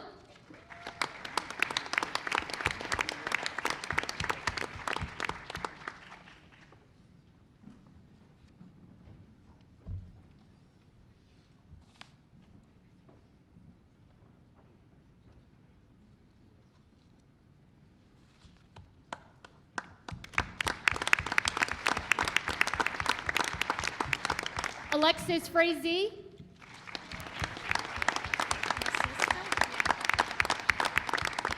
Abigail Fulton.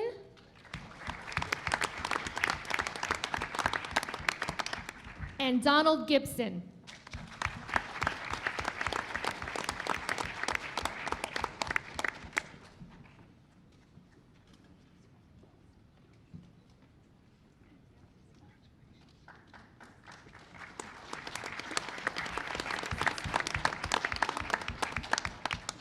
Gavin Gross. Casey Konaki.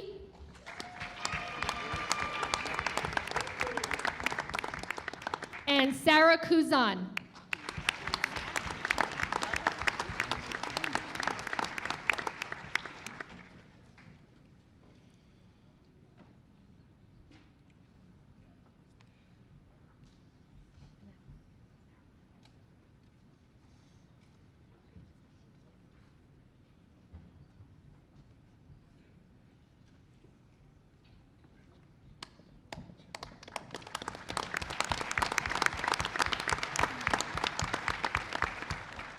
Kennedy LeRae.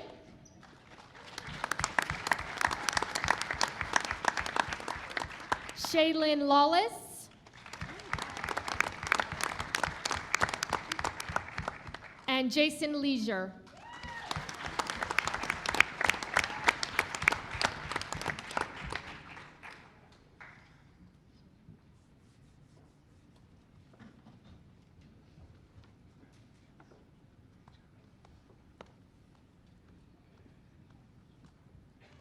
Ayla Lehman.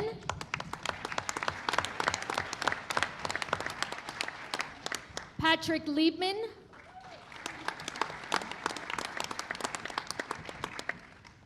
Jacob Lodge.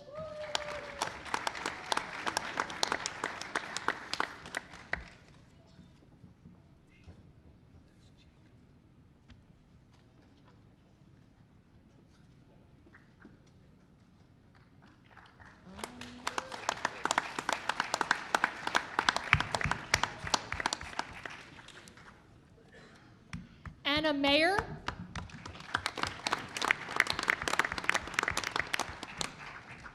Ryan Mahoney.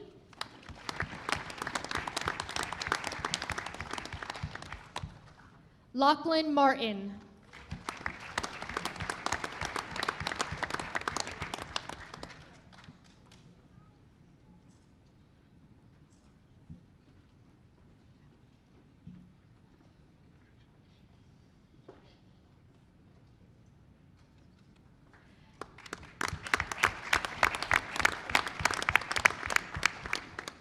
Nadia Montecalvo Hussein.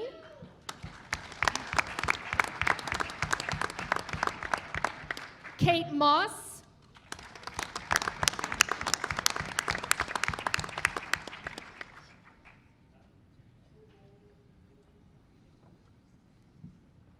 Lily Oberheiser.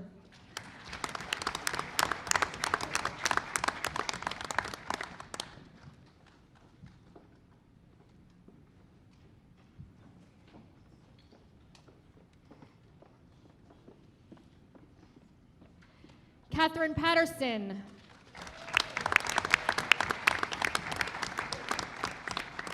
Anthony Passini.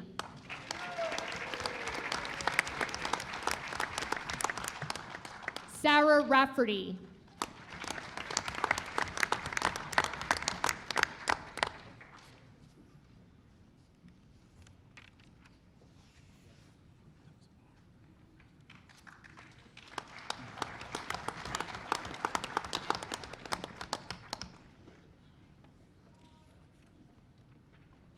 Ashley Rotino.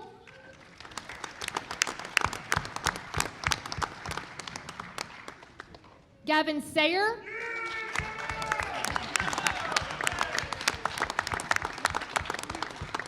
Juliet Sloda.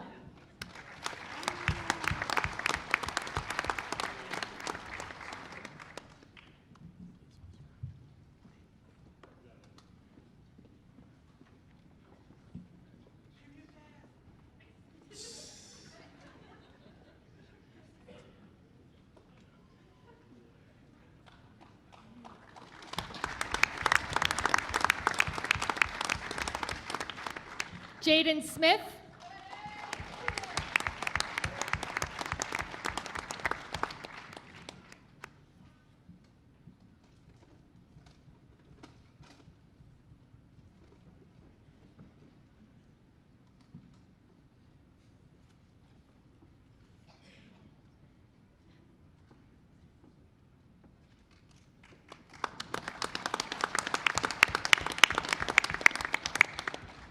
Roka Stankakis.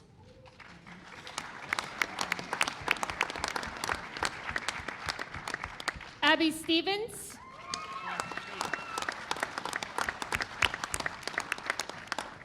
Trevor Toft.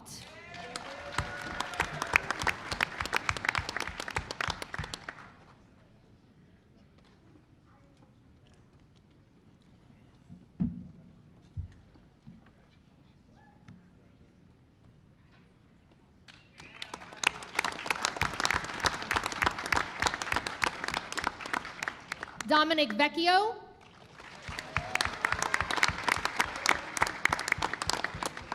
Alexis Wacker. Zachary Wade.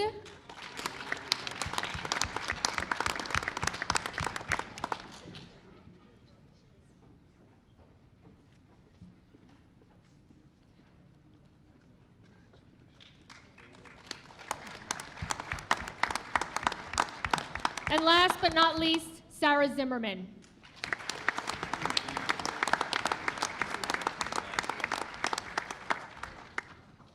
Once again, another round of applause for our Johns Hopkins SAT scholars.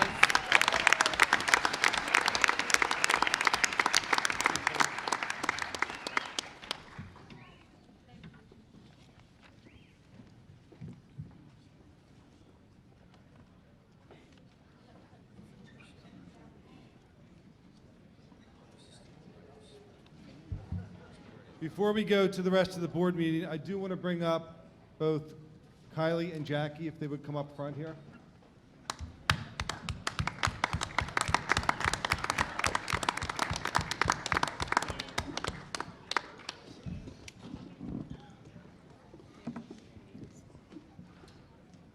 Both Kylie and Jackie have spent more than their share of time volunteering in the Lacey schools, and we're very thankful that they're great representatives of the class of 2017. Their continuous sharing of good news has promoted not just what's good in school and activities, but what's also good in our community and what's good and shedding a positive light on our student efforts in and out of school. So it's without that, I want to recognize them and give them the opportunity to be recognized in front of the board and award them with the certificate of appreciation. Thank you very much, ladies.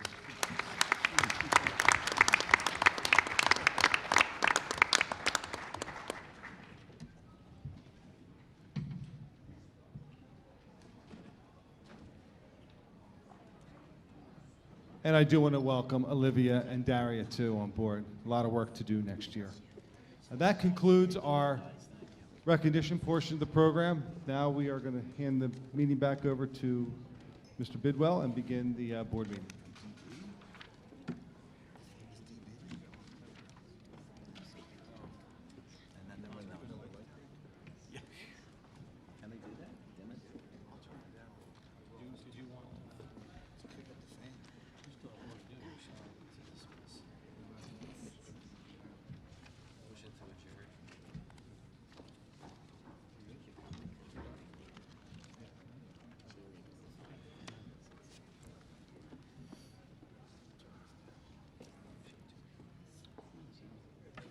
Okay, at this time, I'd like to open the floor for public comment.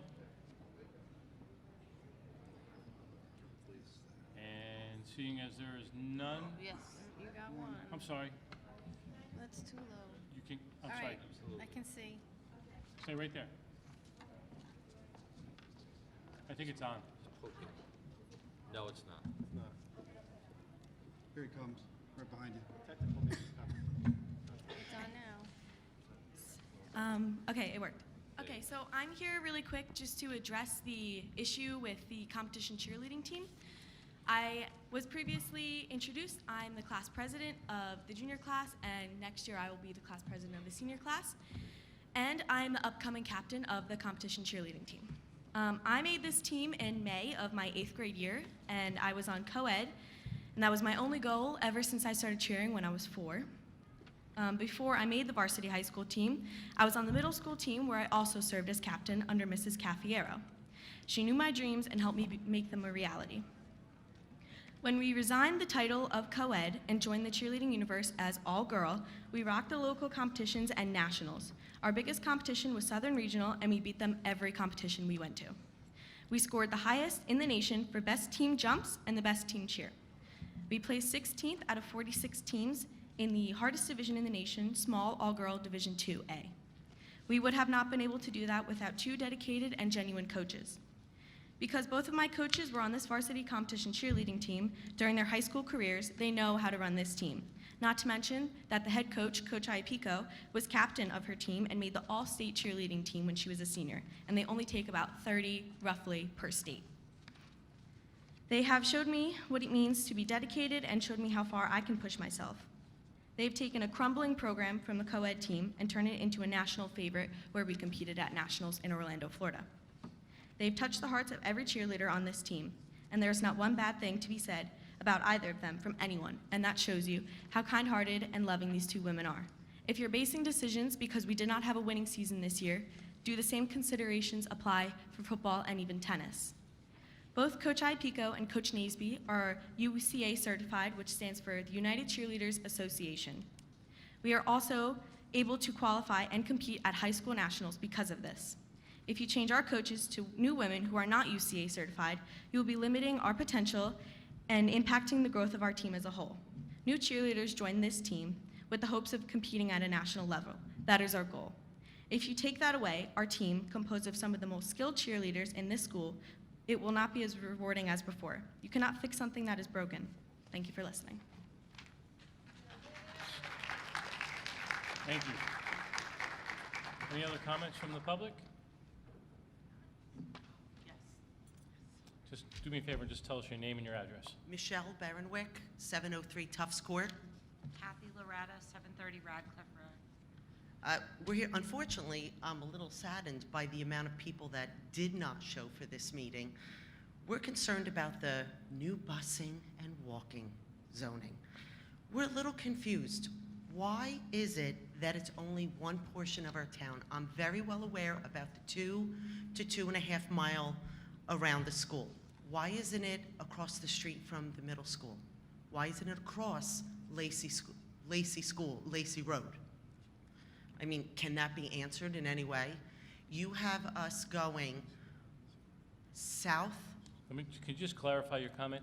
Are you saying that Lacey Road is the dividing line? But the middle school is literally on Lacey Road.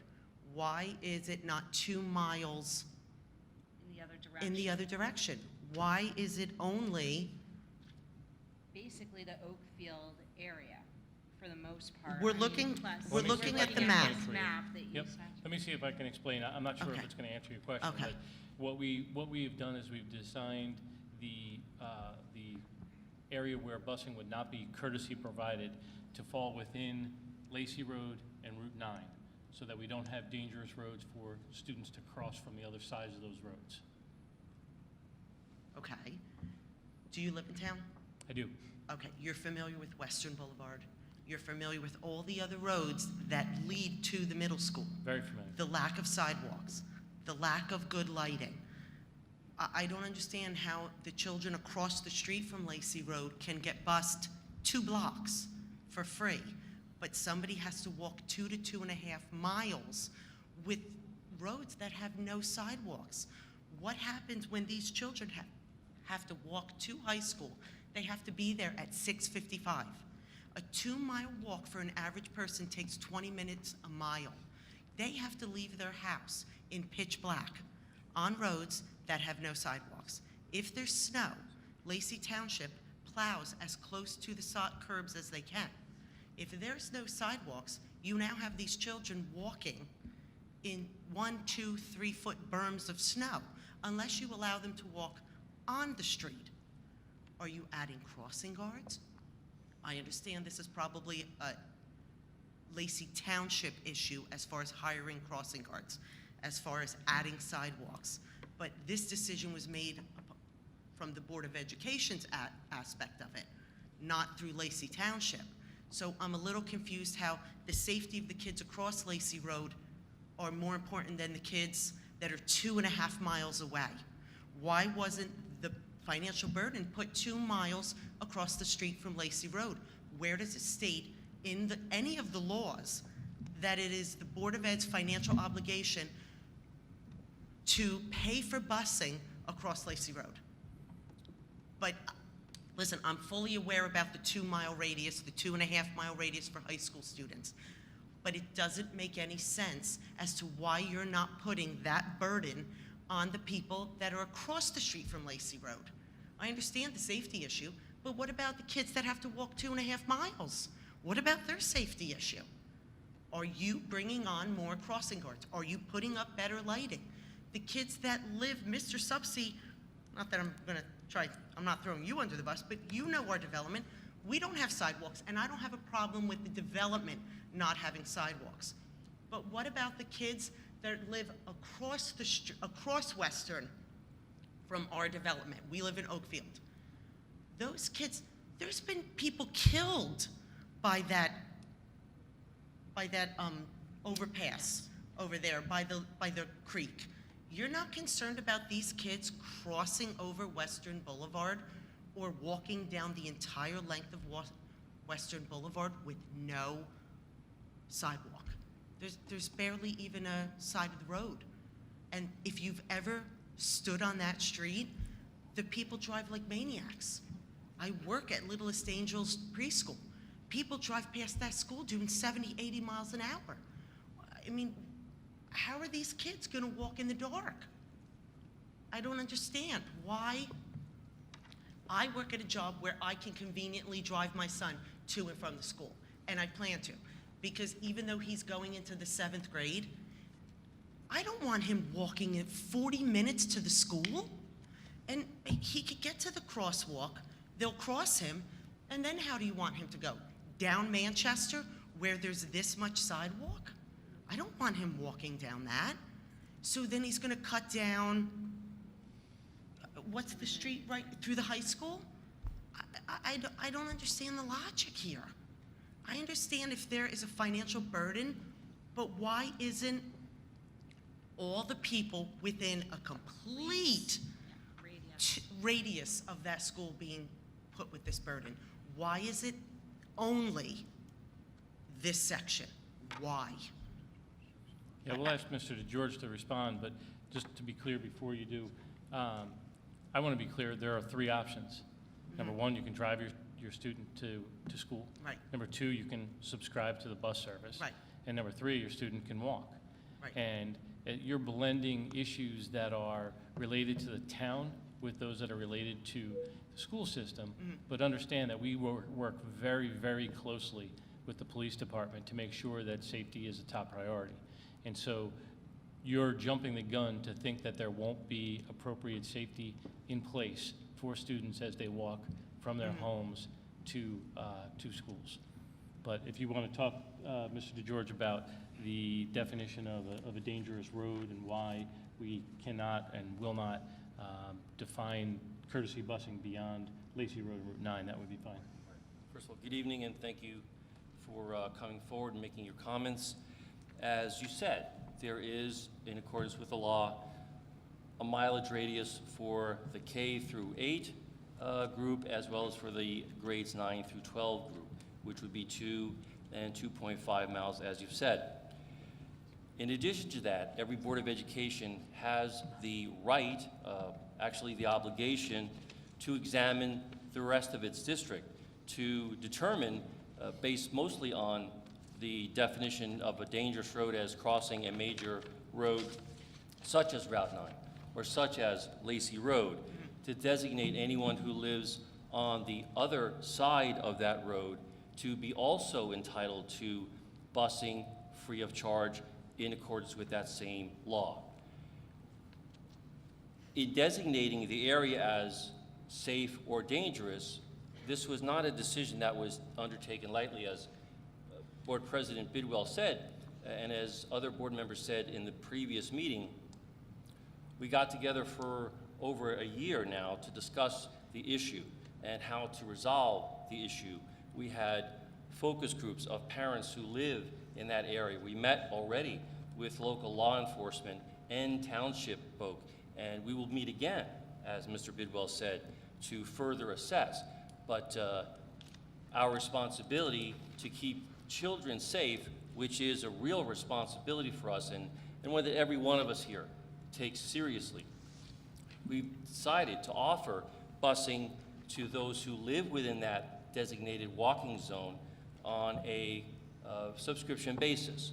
The board does not have to do that, but in order to provide an option, as Mr. Bidwell said, we have extended that courtesy to you and folks who live in that zone to pay what really is $1 a day, I think Mr. Wigley said it amounts to take the bus back and forth to school, thereby eliminating the issue.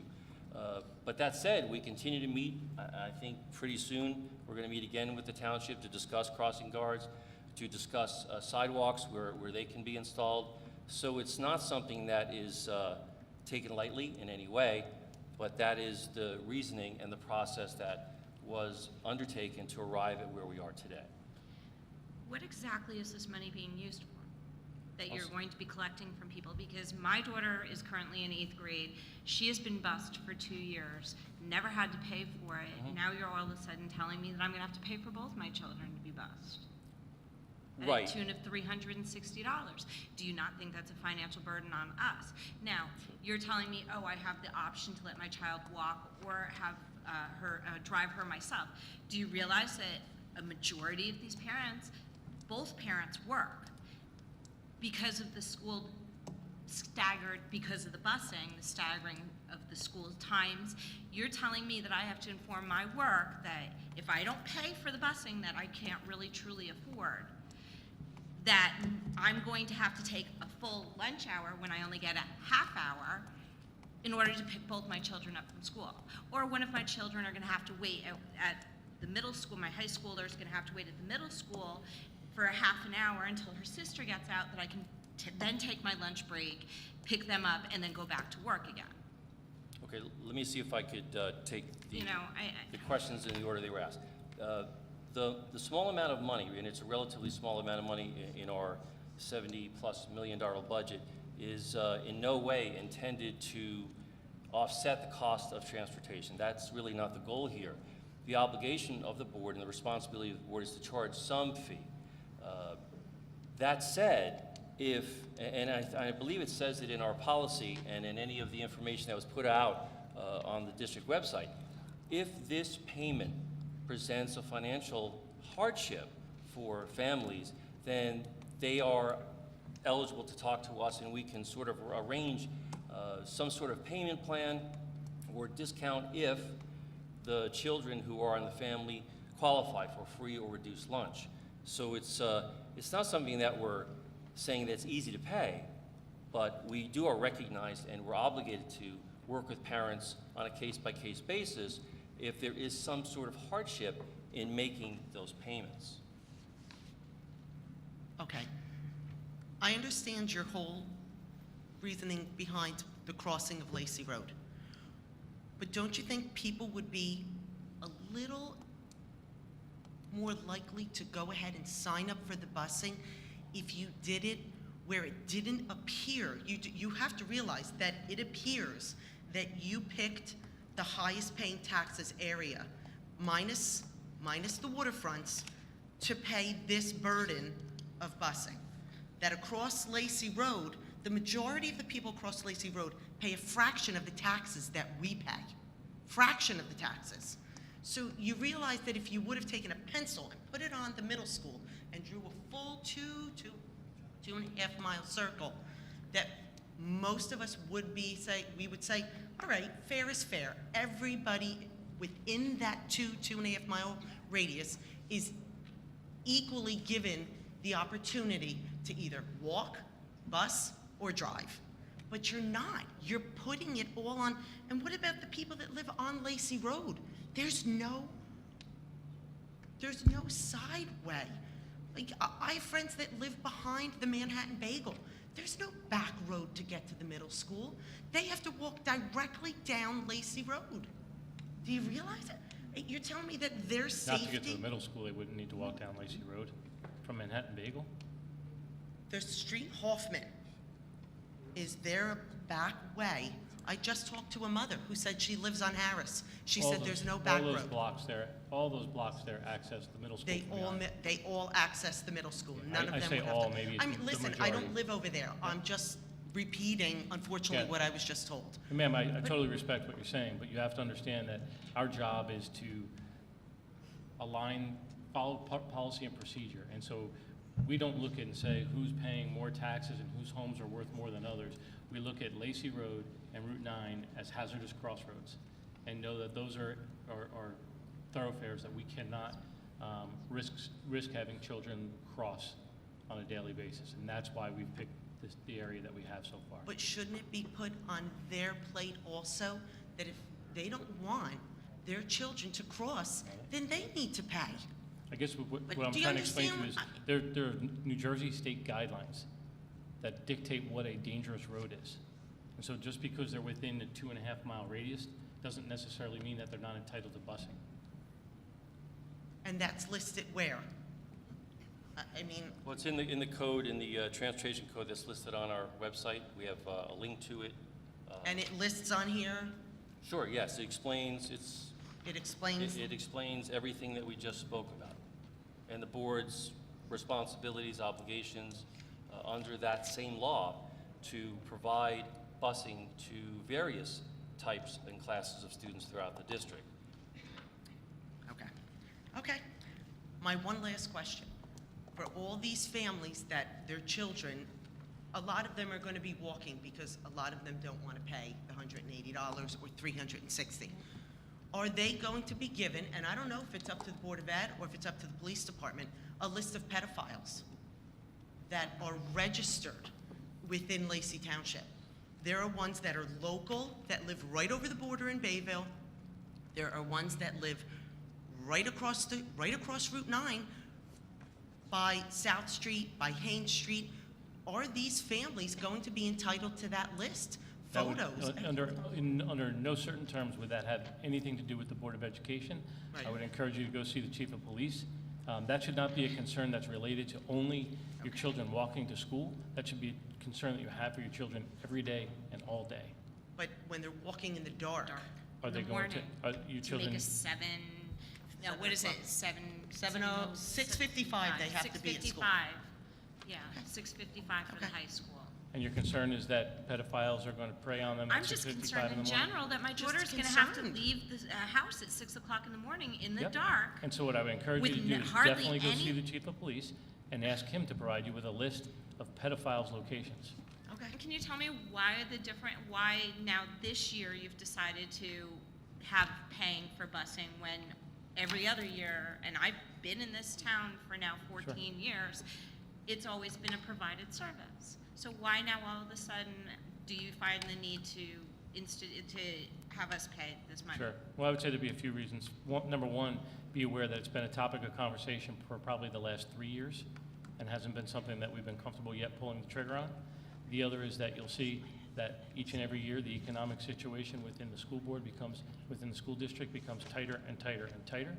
Well, And then there- where do all our taxes go to? If, I would say, what, a good 80% of our taxes go to 60%, education yeah, in this town. 63% of your taxes go to the school district. Where's it going? Because it's definitely not really going into the Well, we have a education of budget these that we can children. share and with you. Lacey Township only Sure. has a C+ rating. Yeah, no problem. Well, that's not true. If you could show me that, I would love to. Why don't you come in and show us that? As it relates to where does the money go, we would invite you to, where do you have the budget posted? It's online. So if you go on our website, you'll be able to see the budget. It's $73 million, and you can go line by line and see everything, everywhere your tax dollars go.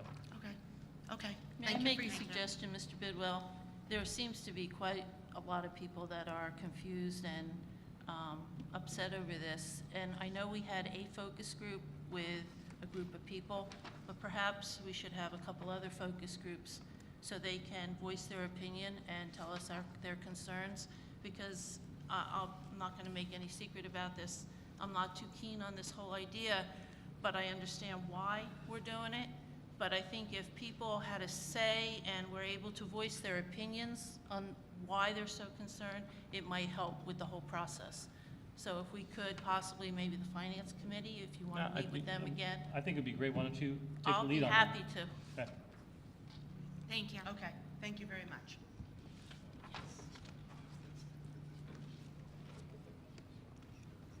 You want to be on my committee? Oh, Can you, excuse me, women that just spoke, excuse me, can you just restate your names again so? And maybe if you want to give a phone number, so if we have a focus group. Okay. Or when we get it together. Or better yet, if you could just call the board office tomorrow and give to Mr. DeGeorge. Yep. He can get the information. Okay. That'd be me. Okay, thank you. Thank you. Hi, my name is Cheryl Kirchner. I live on Laurel Boulevard, Lenoka Harbor. I have a comment and a question. My comment is basically, my daughter's been in special education here in Lacey Township since she was in 2nd grade. When we moved here, she's been in special ed, since she started school. And I moved purposely to Lacey because I heard such amazing things about the special education program here in Lacey Township. And for the most part, I was very, very happy with it. When my daughter she started in Lenoka Harbor School here, and she had Miss Esposito in 3rd and 4th grade, and she was absolutely phenomenal in bringing my daughter up to speed and where she needed to be in school. When we went over to the middle school, back to school night, the teacher told me if my daughter did not know math by 5th grade, she was never going to learn it by her calculator. And that was devastating to me.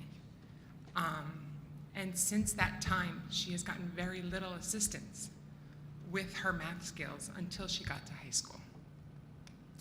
Once she started freshman year last year, she got Mrs. Jennifer Lipari as her math teacher. And you know where I'm going with this. I heard that she's not going to be with the school anymore. My daughter had her last year, and she had her this year as well. And I can tell you my daughter's doing phenomenally in math. It is her best subject. And this is something that she has practically failed all of these years in Lacey Township, other than 3rd and 4th grade when she had Miss Esposito. I hear a lot of things about the classroom and a lot of things about the different types and diverse kids that are in the classroom, and I know she has a very difficult class this year. And I know it's probably none of my business and you're gonna tell me you can't talk about it, but I just wanted to come up here and say that the woman is a phenomenal teacher.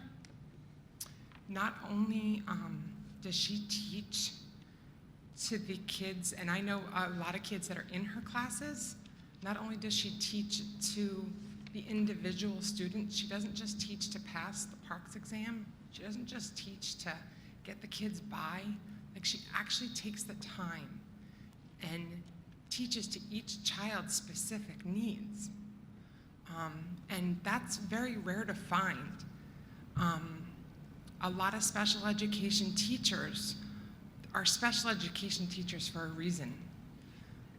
And that reason is because they have a passion for it. I have heard, and you can tell me I'm very wrong, you can tell me whatever, but I've heard the rumors that there's 3 special education teachers being let go from the high school, and only one of them is being replaced. And I heard that the other 2 are being replaced with general education teachers. And I don't know if that's true or not, but if it is, I'm very upset because general education teachers are amazing teachers, but they're amazing for a different reason. Special education teachers have to go through a different type of training to work with these types of kids. And I just feel like I'm really disappointed that there's not other parents here tonight from special education kids, because it's just very upsetting to hear that this woman who had such a major impact on not only my daughter, but her friends who are in special education as well, is being let go.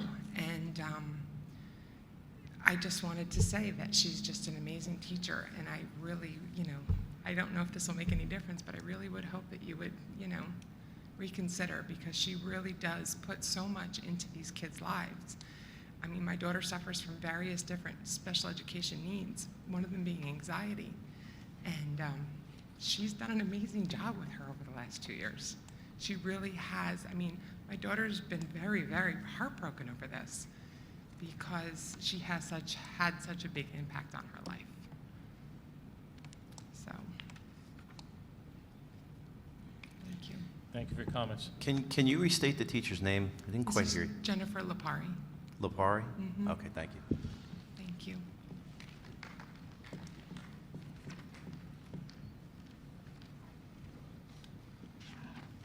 I guess I'm the last one standing here or sitting. My name is Ellen Vidal. My son Teddy goes to the high school. My daughter Lily is in 7th grade at the middle school. And I wanted to come tonight to just highlight, again, the performing arts. I've come before the Board of Education in the past. I've spoken a couple years ago. We got the uniforms. And now I just wanted to bring up their recent trip to Norfolk and what a wonderful experience it was. I want to thank the board and specifically Mr. Browsome and Ms. Vail for taking the students on an amazing trip.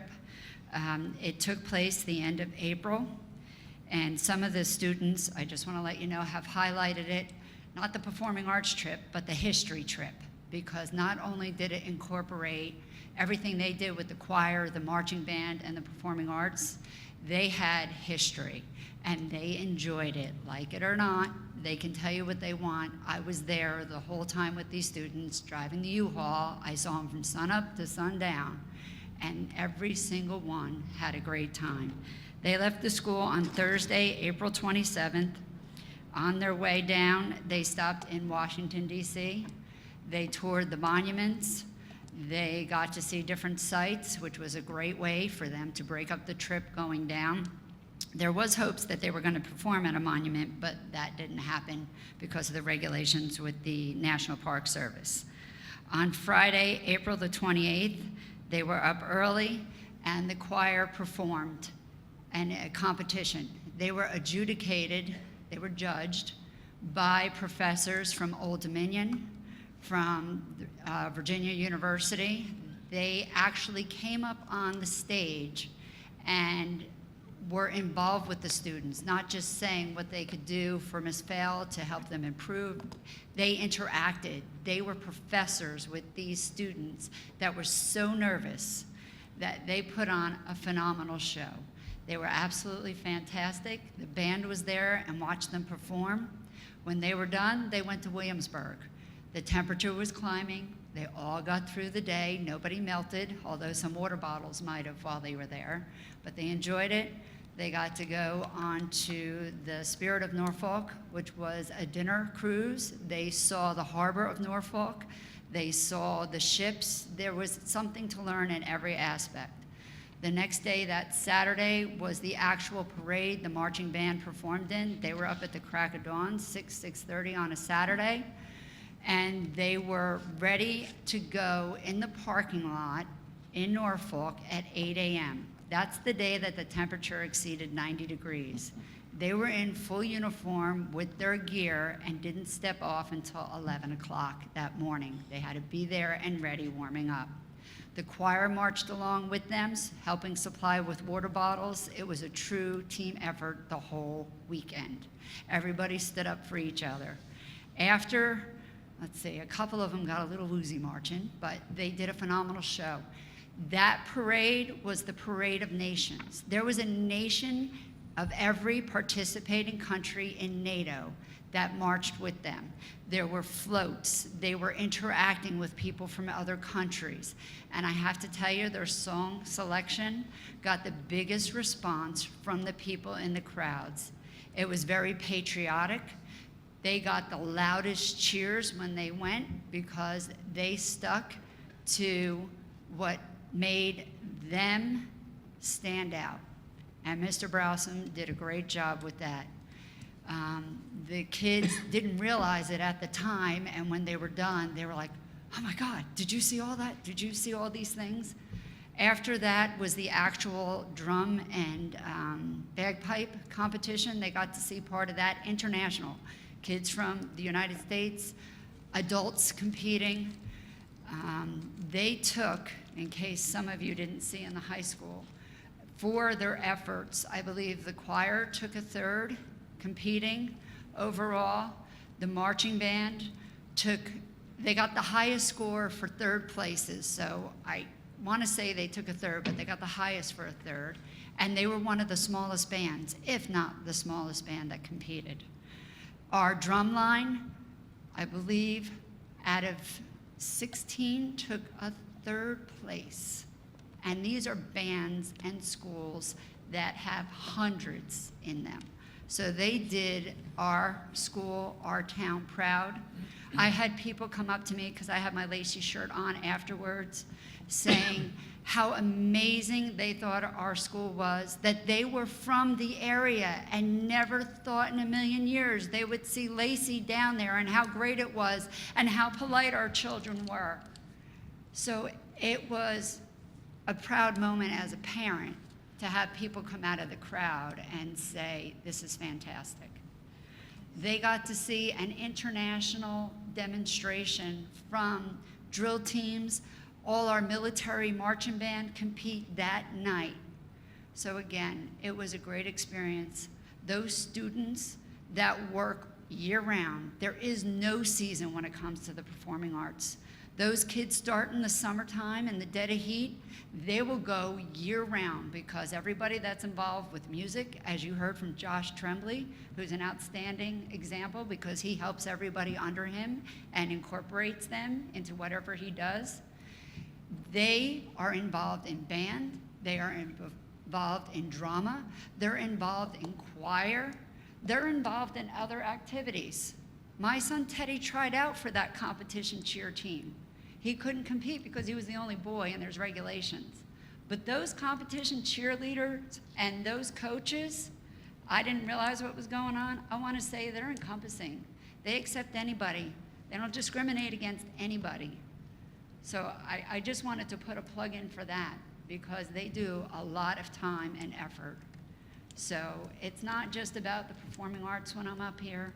It's about all the kids, all the students, and I think it was really important that this board, because I know some, are at the high school, some don't go to the high school, really need to know what's going on. And it's not just the student of the month, it's not just the athlete of the week. We have this whole wing over here that we don't see too much about.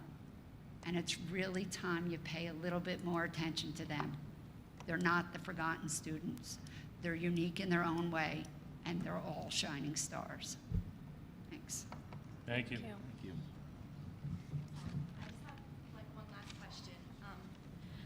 You guys heard me talk before about this competition cheerleading team. It is my life. I do it year-round. As Mrs. Vidal said, I cheered with her son, Teddy. I would just like to know who made the decision as per changing the coaches, if you guys are allowed to explain that to me, or... We are not allowed to talk about personnel. Okay. Personnel decisions are made at the administrative level, and it's not open for discussion. Okay. All right. Thank you very much.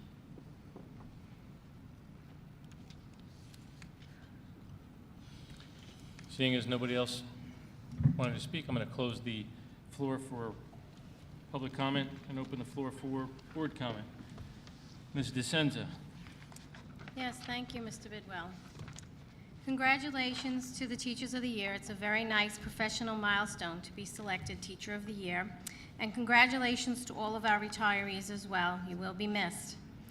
Congratulations to the Students of the Month for May and June: Josh Tremblay, Sarah Phillips, Unsung Hero Riley Christian, Evan Oluwani for June, and Kelly Fleck, and Vogue Student of the Month, Alamert Ermac. Great work with the John Hopkins Scholars and the NJ Ask 300s. Very impressive.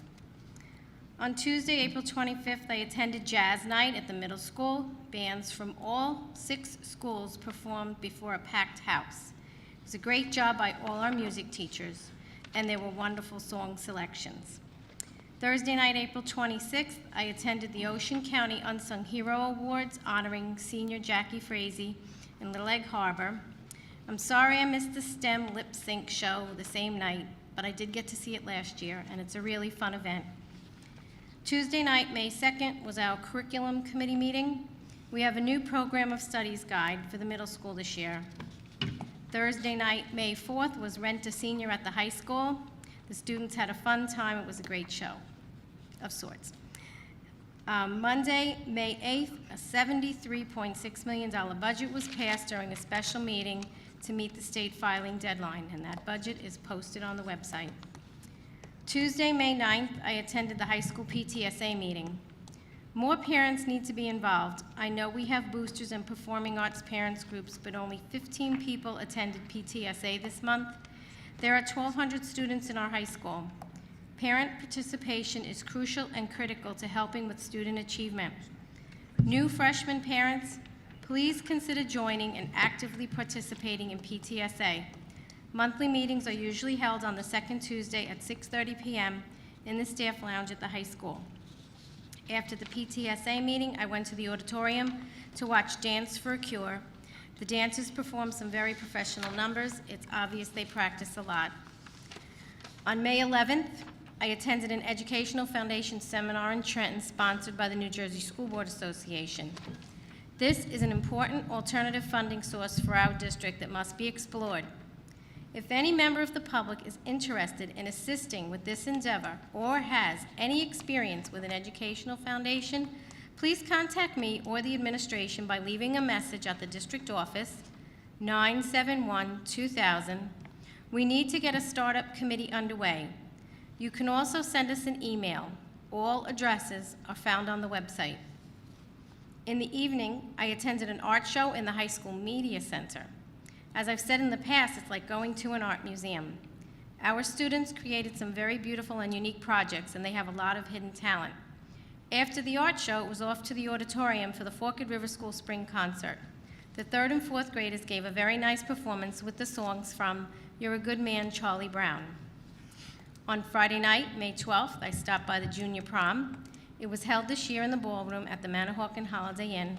The room was beautiful and the students had a very nice time. I want to thank all the teachers and administrators that chaperone these events to ensure that all students have a wonderful and memorable night. On May 20th, the New Jersey School Board Association will hold their delegate assembly at Mercer County College. I will be representing Lacey for the 5th time during my term and voting for the state New Jersey School Board Association officers. Other board members may attend. This is a public meeting. You do not have to be a delegate, but only delegates may vote. I would like it very much if someone could continue to represent Lacey at the state level when I conclude my term at the end of this year. This coming weekend is also the Relay for Life at Veterans Park in Berkeley Township. On May 25th, I will be attending Legislative Day in Trenton. I've been going to this event since 2014. I was initially invited by the New Jersey PTA, and now I attend as a board member. But any PTA parent is invited, and school funding will be the main topic for the day's discussion. And last but not least, I have a special message to all the teachers, and this message is from my family. To all my son's teachers over the last 18 years, thank you. I wanted Chris to say it himself, but he's working here tonight. He's on the video crew. My youngest was awarded the Provost Scholarship to Stockton University, and he was accepted into the BSN program. Only 36 students are selected for this major out of nearly 400 applicants. Lacey teachers, we thank you for all you have done to inspire my sons over the years. We are forever in your debt. Another plea to the public, please think about stepping up to the plate and serving here as a board member. I know there are other parents that can do it. Please just give it some thought. Thank you to all in attendance here tonight, and thank you for your comments. Our next business meeting is postponed 1 week to Monday, June 26th. Thank you, Mr. Bidwell. Thank you, Mr. Senza. Mr. Morandi? Thank you. I'm going to make it nice and quick. Mr. Senza recognized all the students, the teachers of the year, and the retirees. Especially to the retirees, thank you for your commitment all these years. Heard some large number, 38 years, I believe somebody. Great commitment, and congratulations on your retirement, well deserved. And with that, have a good night. Thank you, Mr. Morandi. Ms. Downey? Yep, just very quickly, I also would like to thank or congratulate Riley as the unsung hero and Students of the Month. In fact, all the students that were awarded tonight. There are some very impressive colleges and universities that our students are going to next year. So congratulations and good luck. I want to thank the jazz band that was out in the lobby tonight, even though we didn't get the full benefit of hearing them. They did sound good through the wall, and I hope you enjoyed them as well when you were in here. They did a great job. I want to thank Kylie and Jackie for all their hard work representing the students of Lacey Township High School, sitting here on the board with us the past year. They did an outstanding job. The Teachers of the Year, quite an honor to be given that honor, being chosen by your peers and by your administrators, and great selection. All 6 were outstanding in their own individual ways. Retirees, congratulations. You deserve it. I hope you can just enjoy every day and pretend every day is a Saturday. Our students who were awarded the New Jersey Ask 300 Club and the John Hopkins Scholars, quite impressive also, so congratulations. Jazz Night, as Mrs. DeSenza said, was phenomenal at the middle school. It was so good to see all the schools participating, and I'll tell you, there's some sax players in that crowd that could make any jazz club clap for them. The art show was phenomenal. I wish I could do half the artwork that these students did, especially the portraits. They were really good. And then the Fork River concert here in the high school, it was great to see them play. I was standing in the back. Mr. Fiedler didn't see me back there. Tonight, the board will be voting for the middle school program of studies that's on the agenda, and students will be given this, a copy of this when they go to orientation in August. And I want to thank Dr. Clark. This was one of her projects to get completed by the end of the year, and it's a great program of studies. We have one in the high school, but we didn't have one in the middle school. So we've had handbooks, but not a program of study. So thank you for your hard work, and we will be voting on that later. Thank you for your time and letting me speak. Thank you, Mr. Giordano. Thank you, President Bidwell. I'll try to keep this brief. A lot of this has already been mentioned before, but to our students, seniors of the month, unsung hero, Joshua, Sarah, Riley, Evan, Kelly, and Elmer, some great universities, and so I'll touch on them. We have Maryland to study physics at the University of Maryland, quite impressive. Georgia Southern, Stockton University, Montclair State, and Elmer, who's going to be hopefully becoming a Homeland Security officer and going through that program. So congratulations to those students. Teachers of the Year.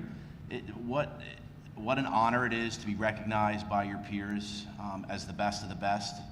I know one of the nominees or one of the awardees this evening, and certainly the description that was given from the building administrator was spot on, excellent. And all of these Teachers of the Year, you can tell that they love what they do, they're passionate about what they do, they care about kids, and they're the very best that this district has to offer, as do all our teachers. So congratulations to them on that accomplishment.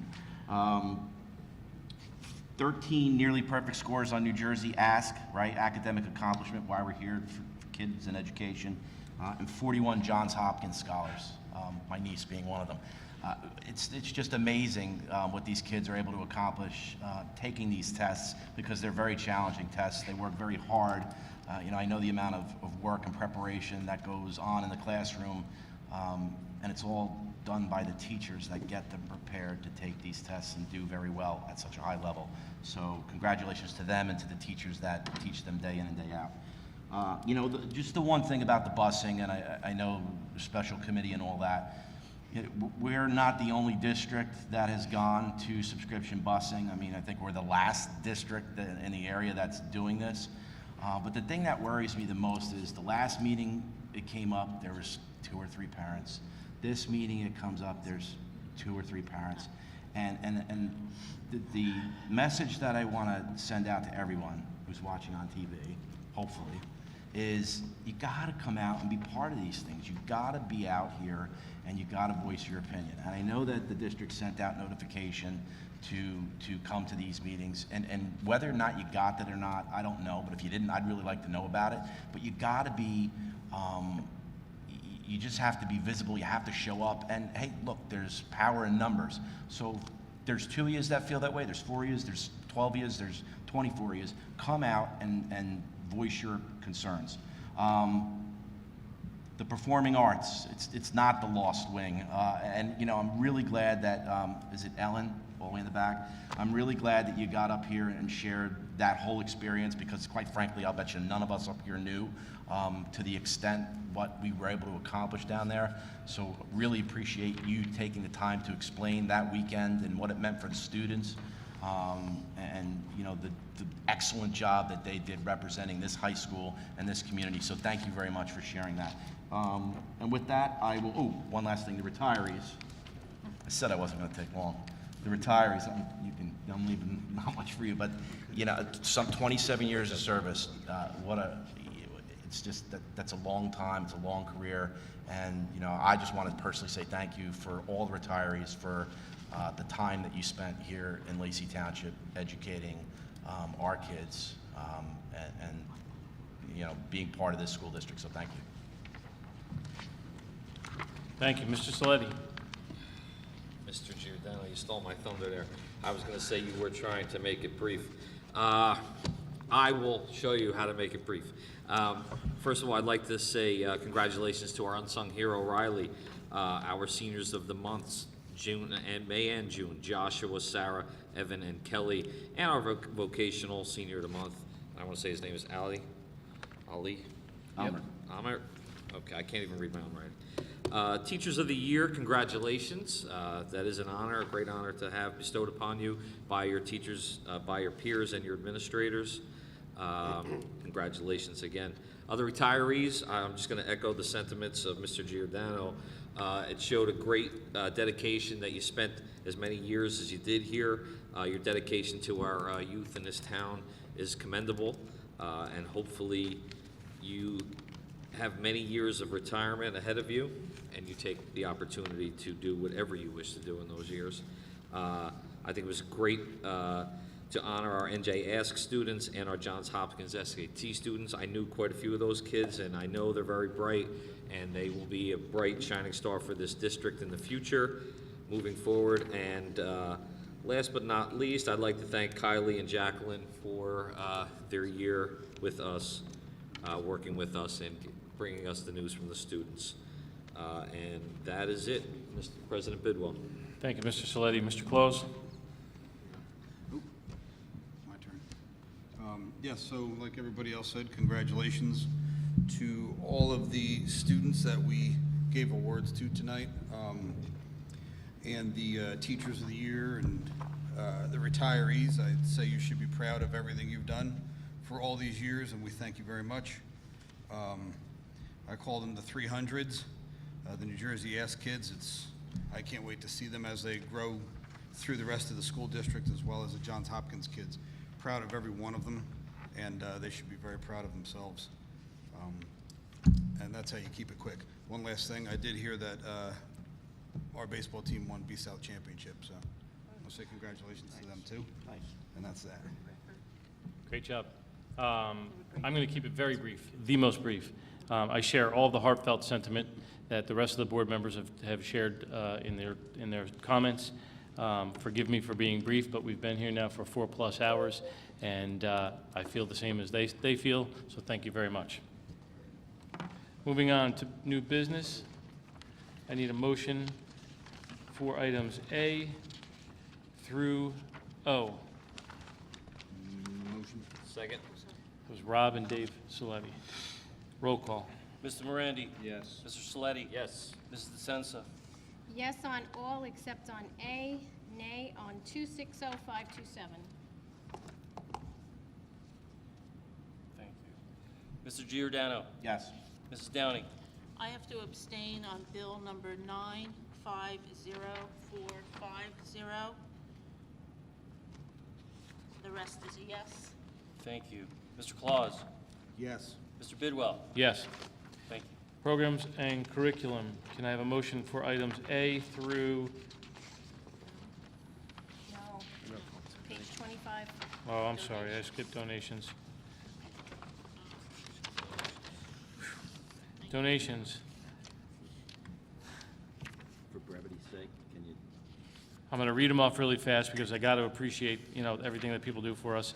OC Shade Tree Commission, Rotary Club of Forked River, Ms. Renee Bolognese, Rotary Club of Forked River, OC Shade Tree Commission, Home Depot, LTHS PTSA, JLC Residential Construction, Spicy's Cantina, BJ's of Tom's River, Thompson Healthcare, Vesuvio's Pizza, BJ's of Manahawkin, Caffrey's, Knights of Columbus, Dasty Murphy, McGuckin, and Ulaki,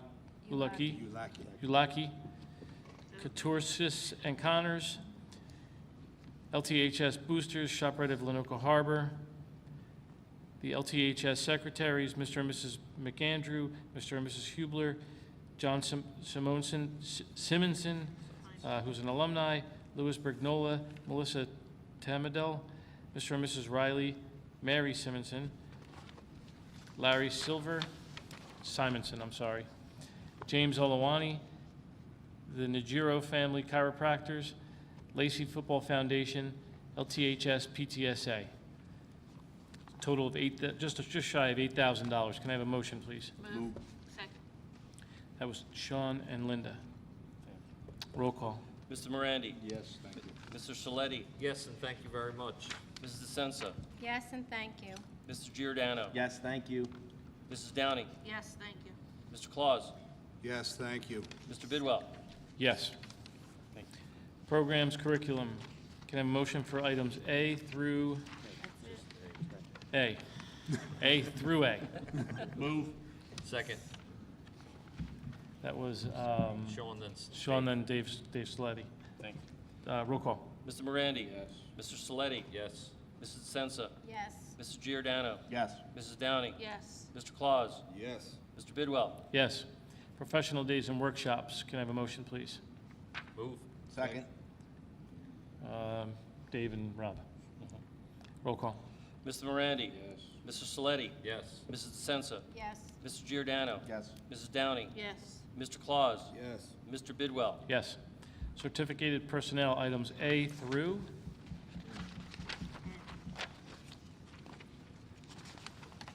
A through.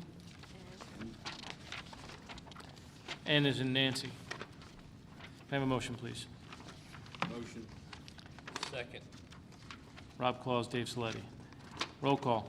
Mr. Morandi? Yes. Mr. Saletti? Yes. Mrs. DeSenza? Yes, and I accept those resignations with regret.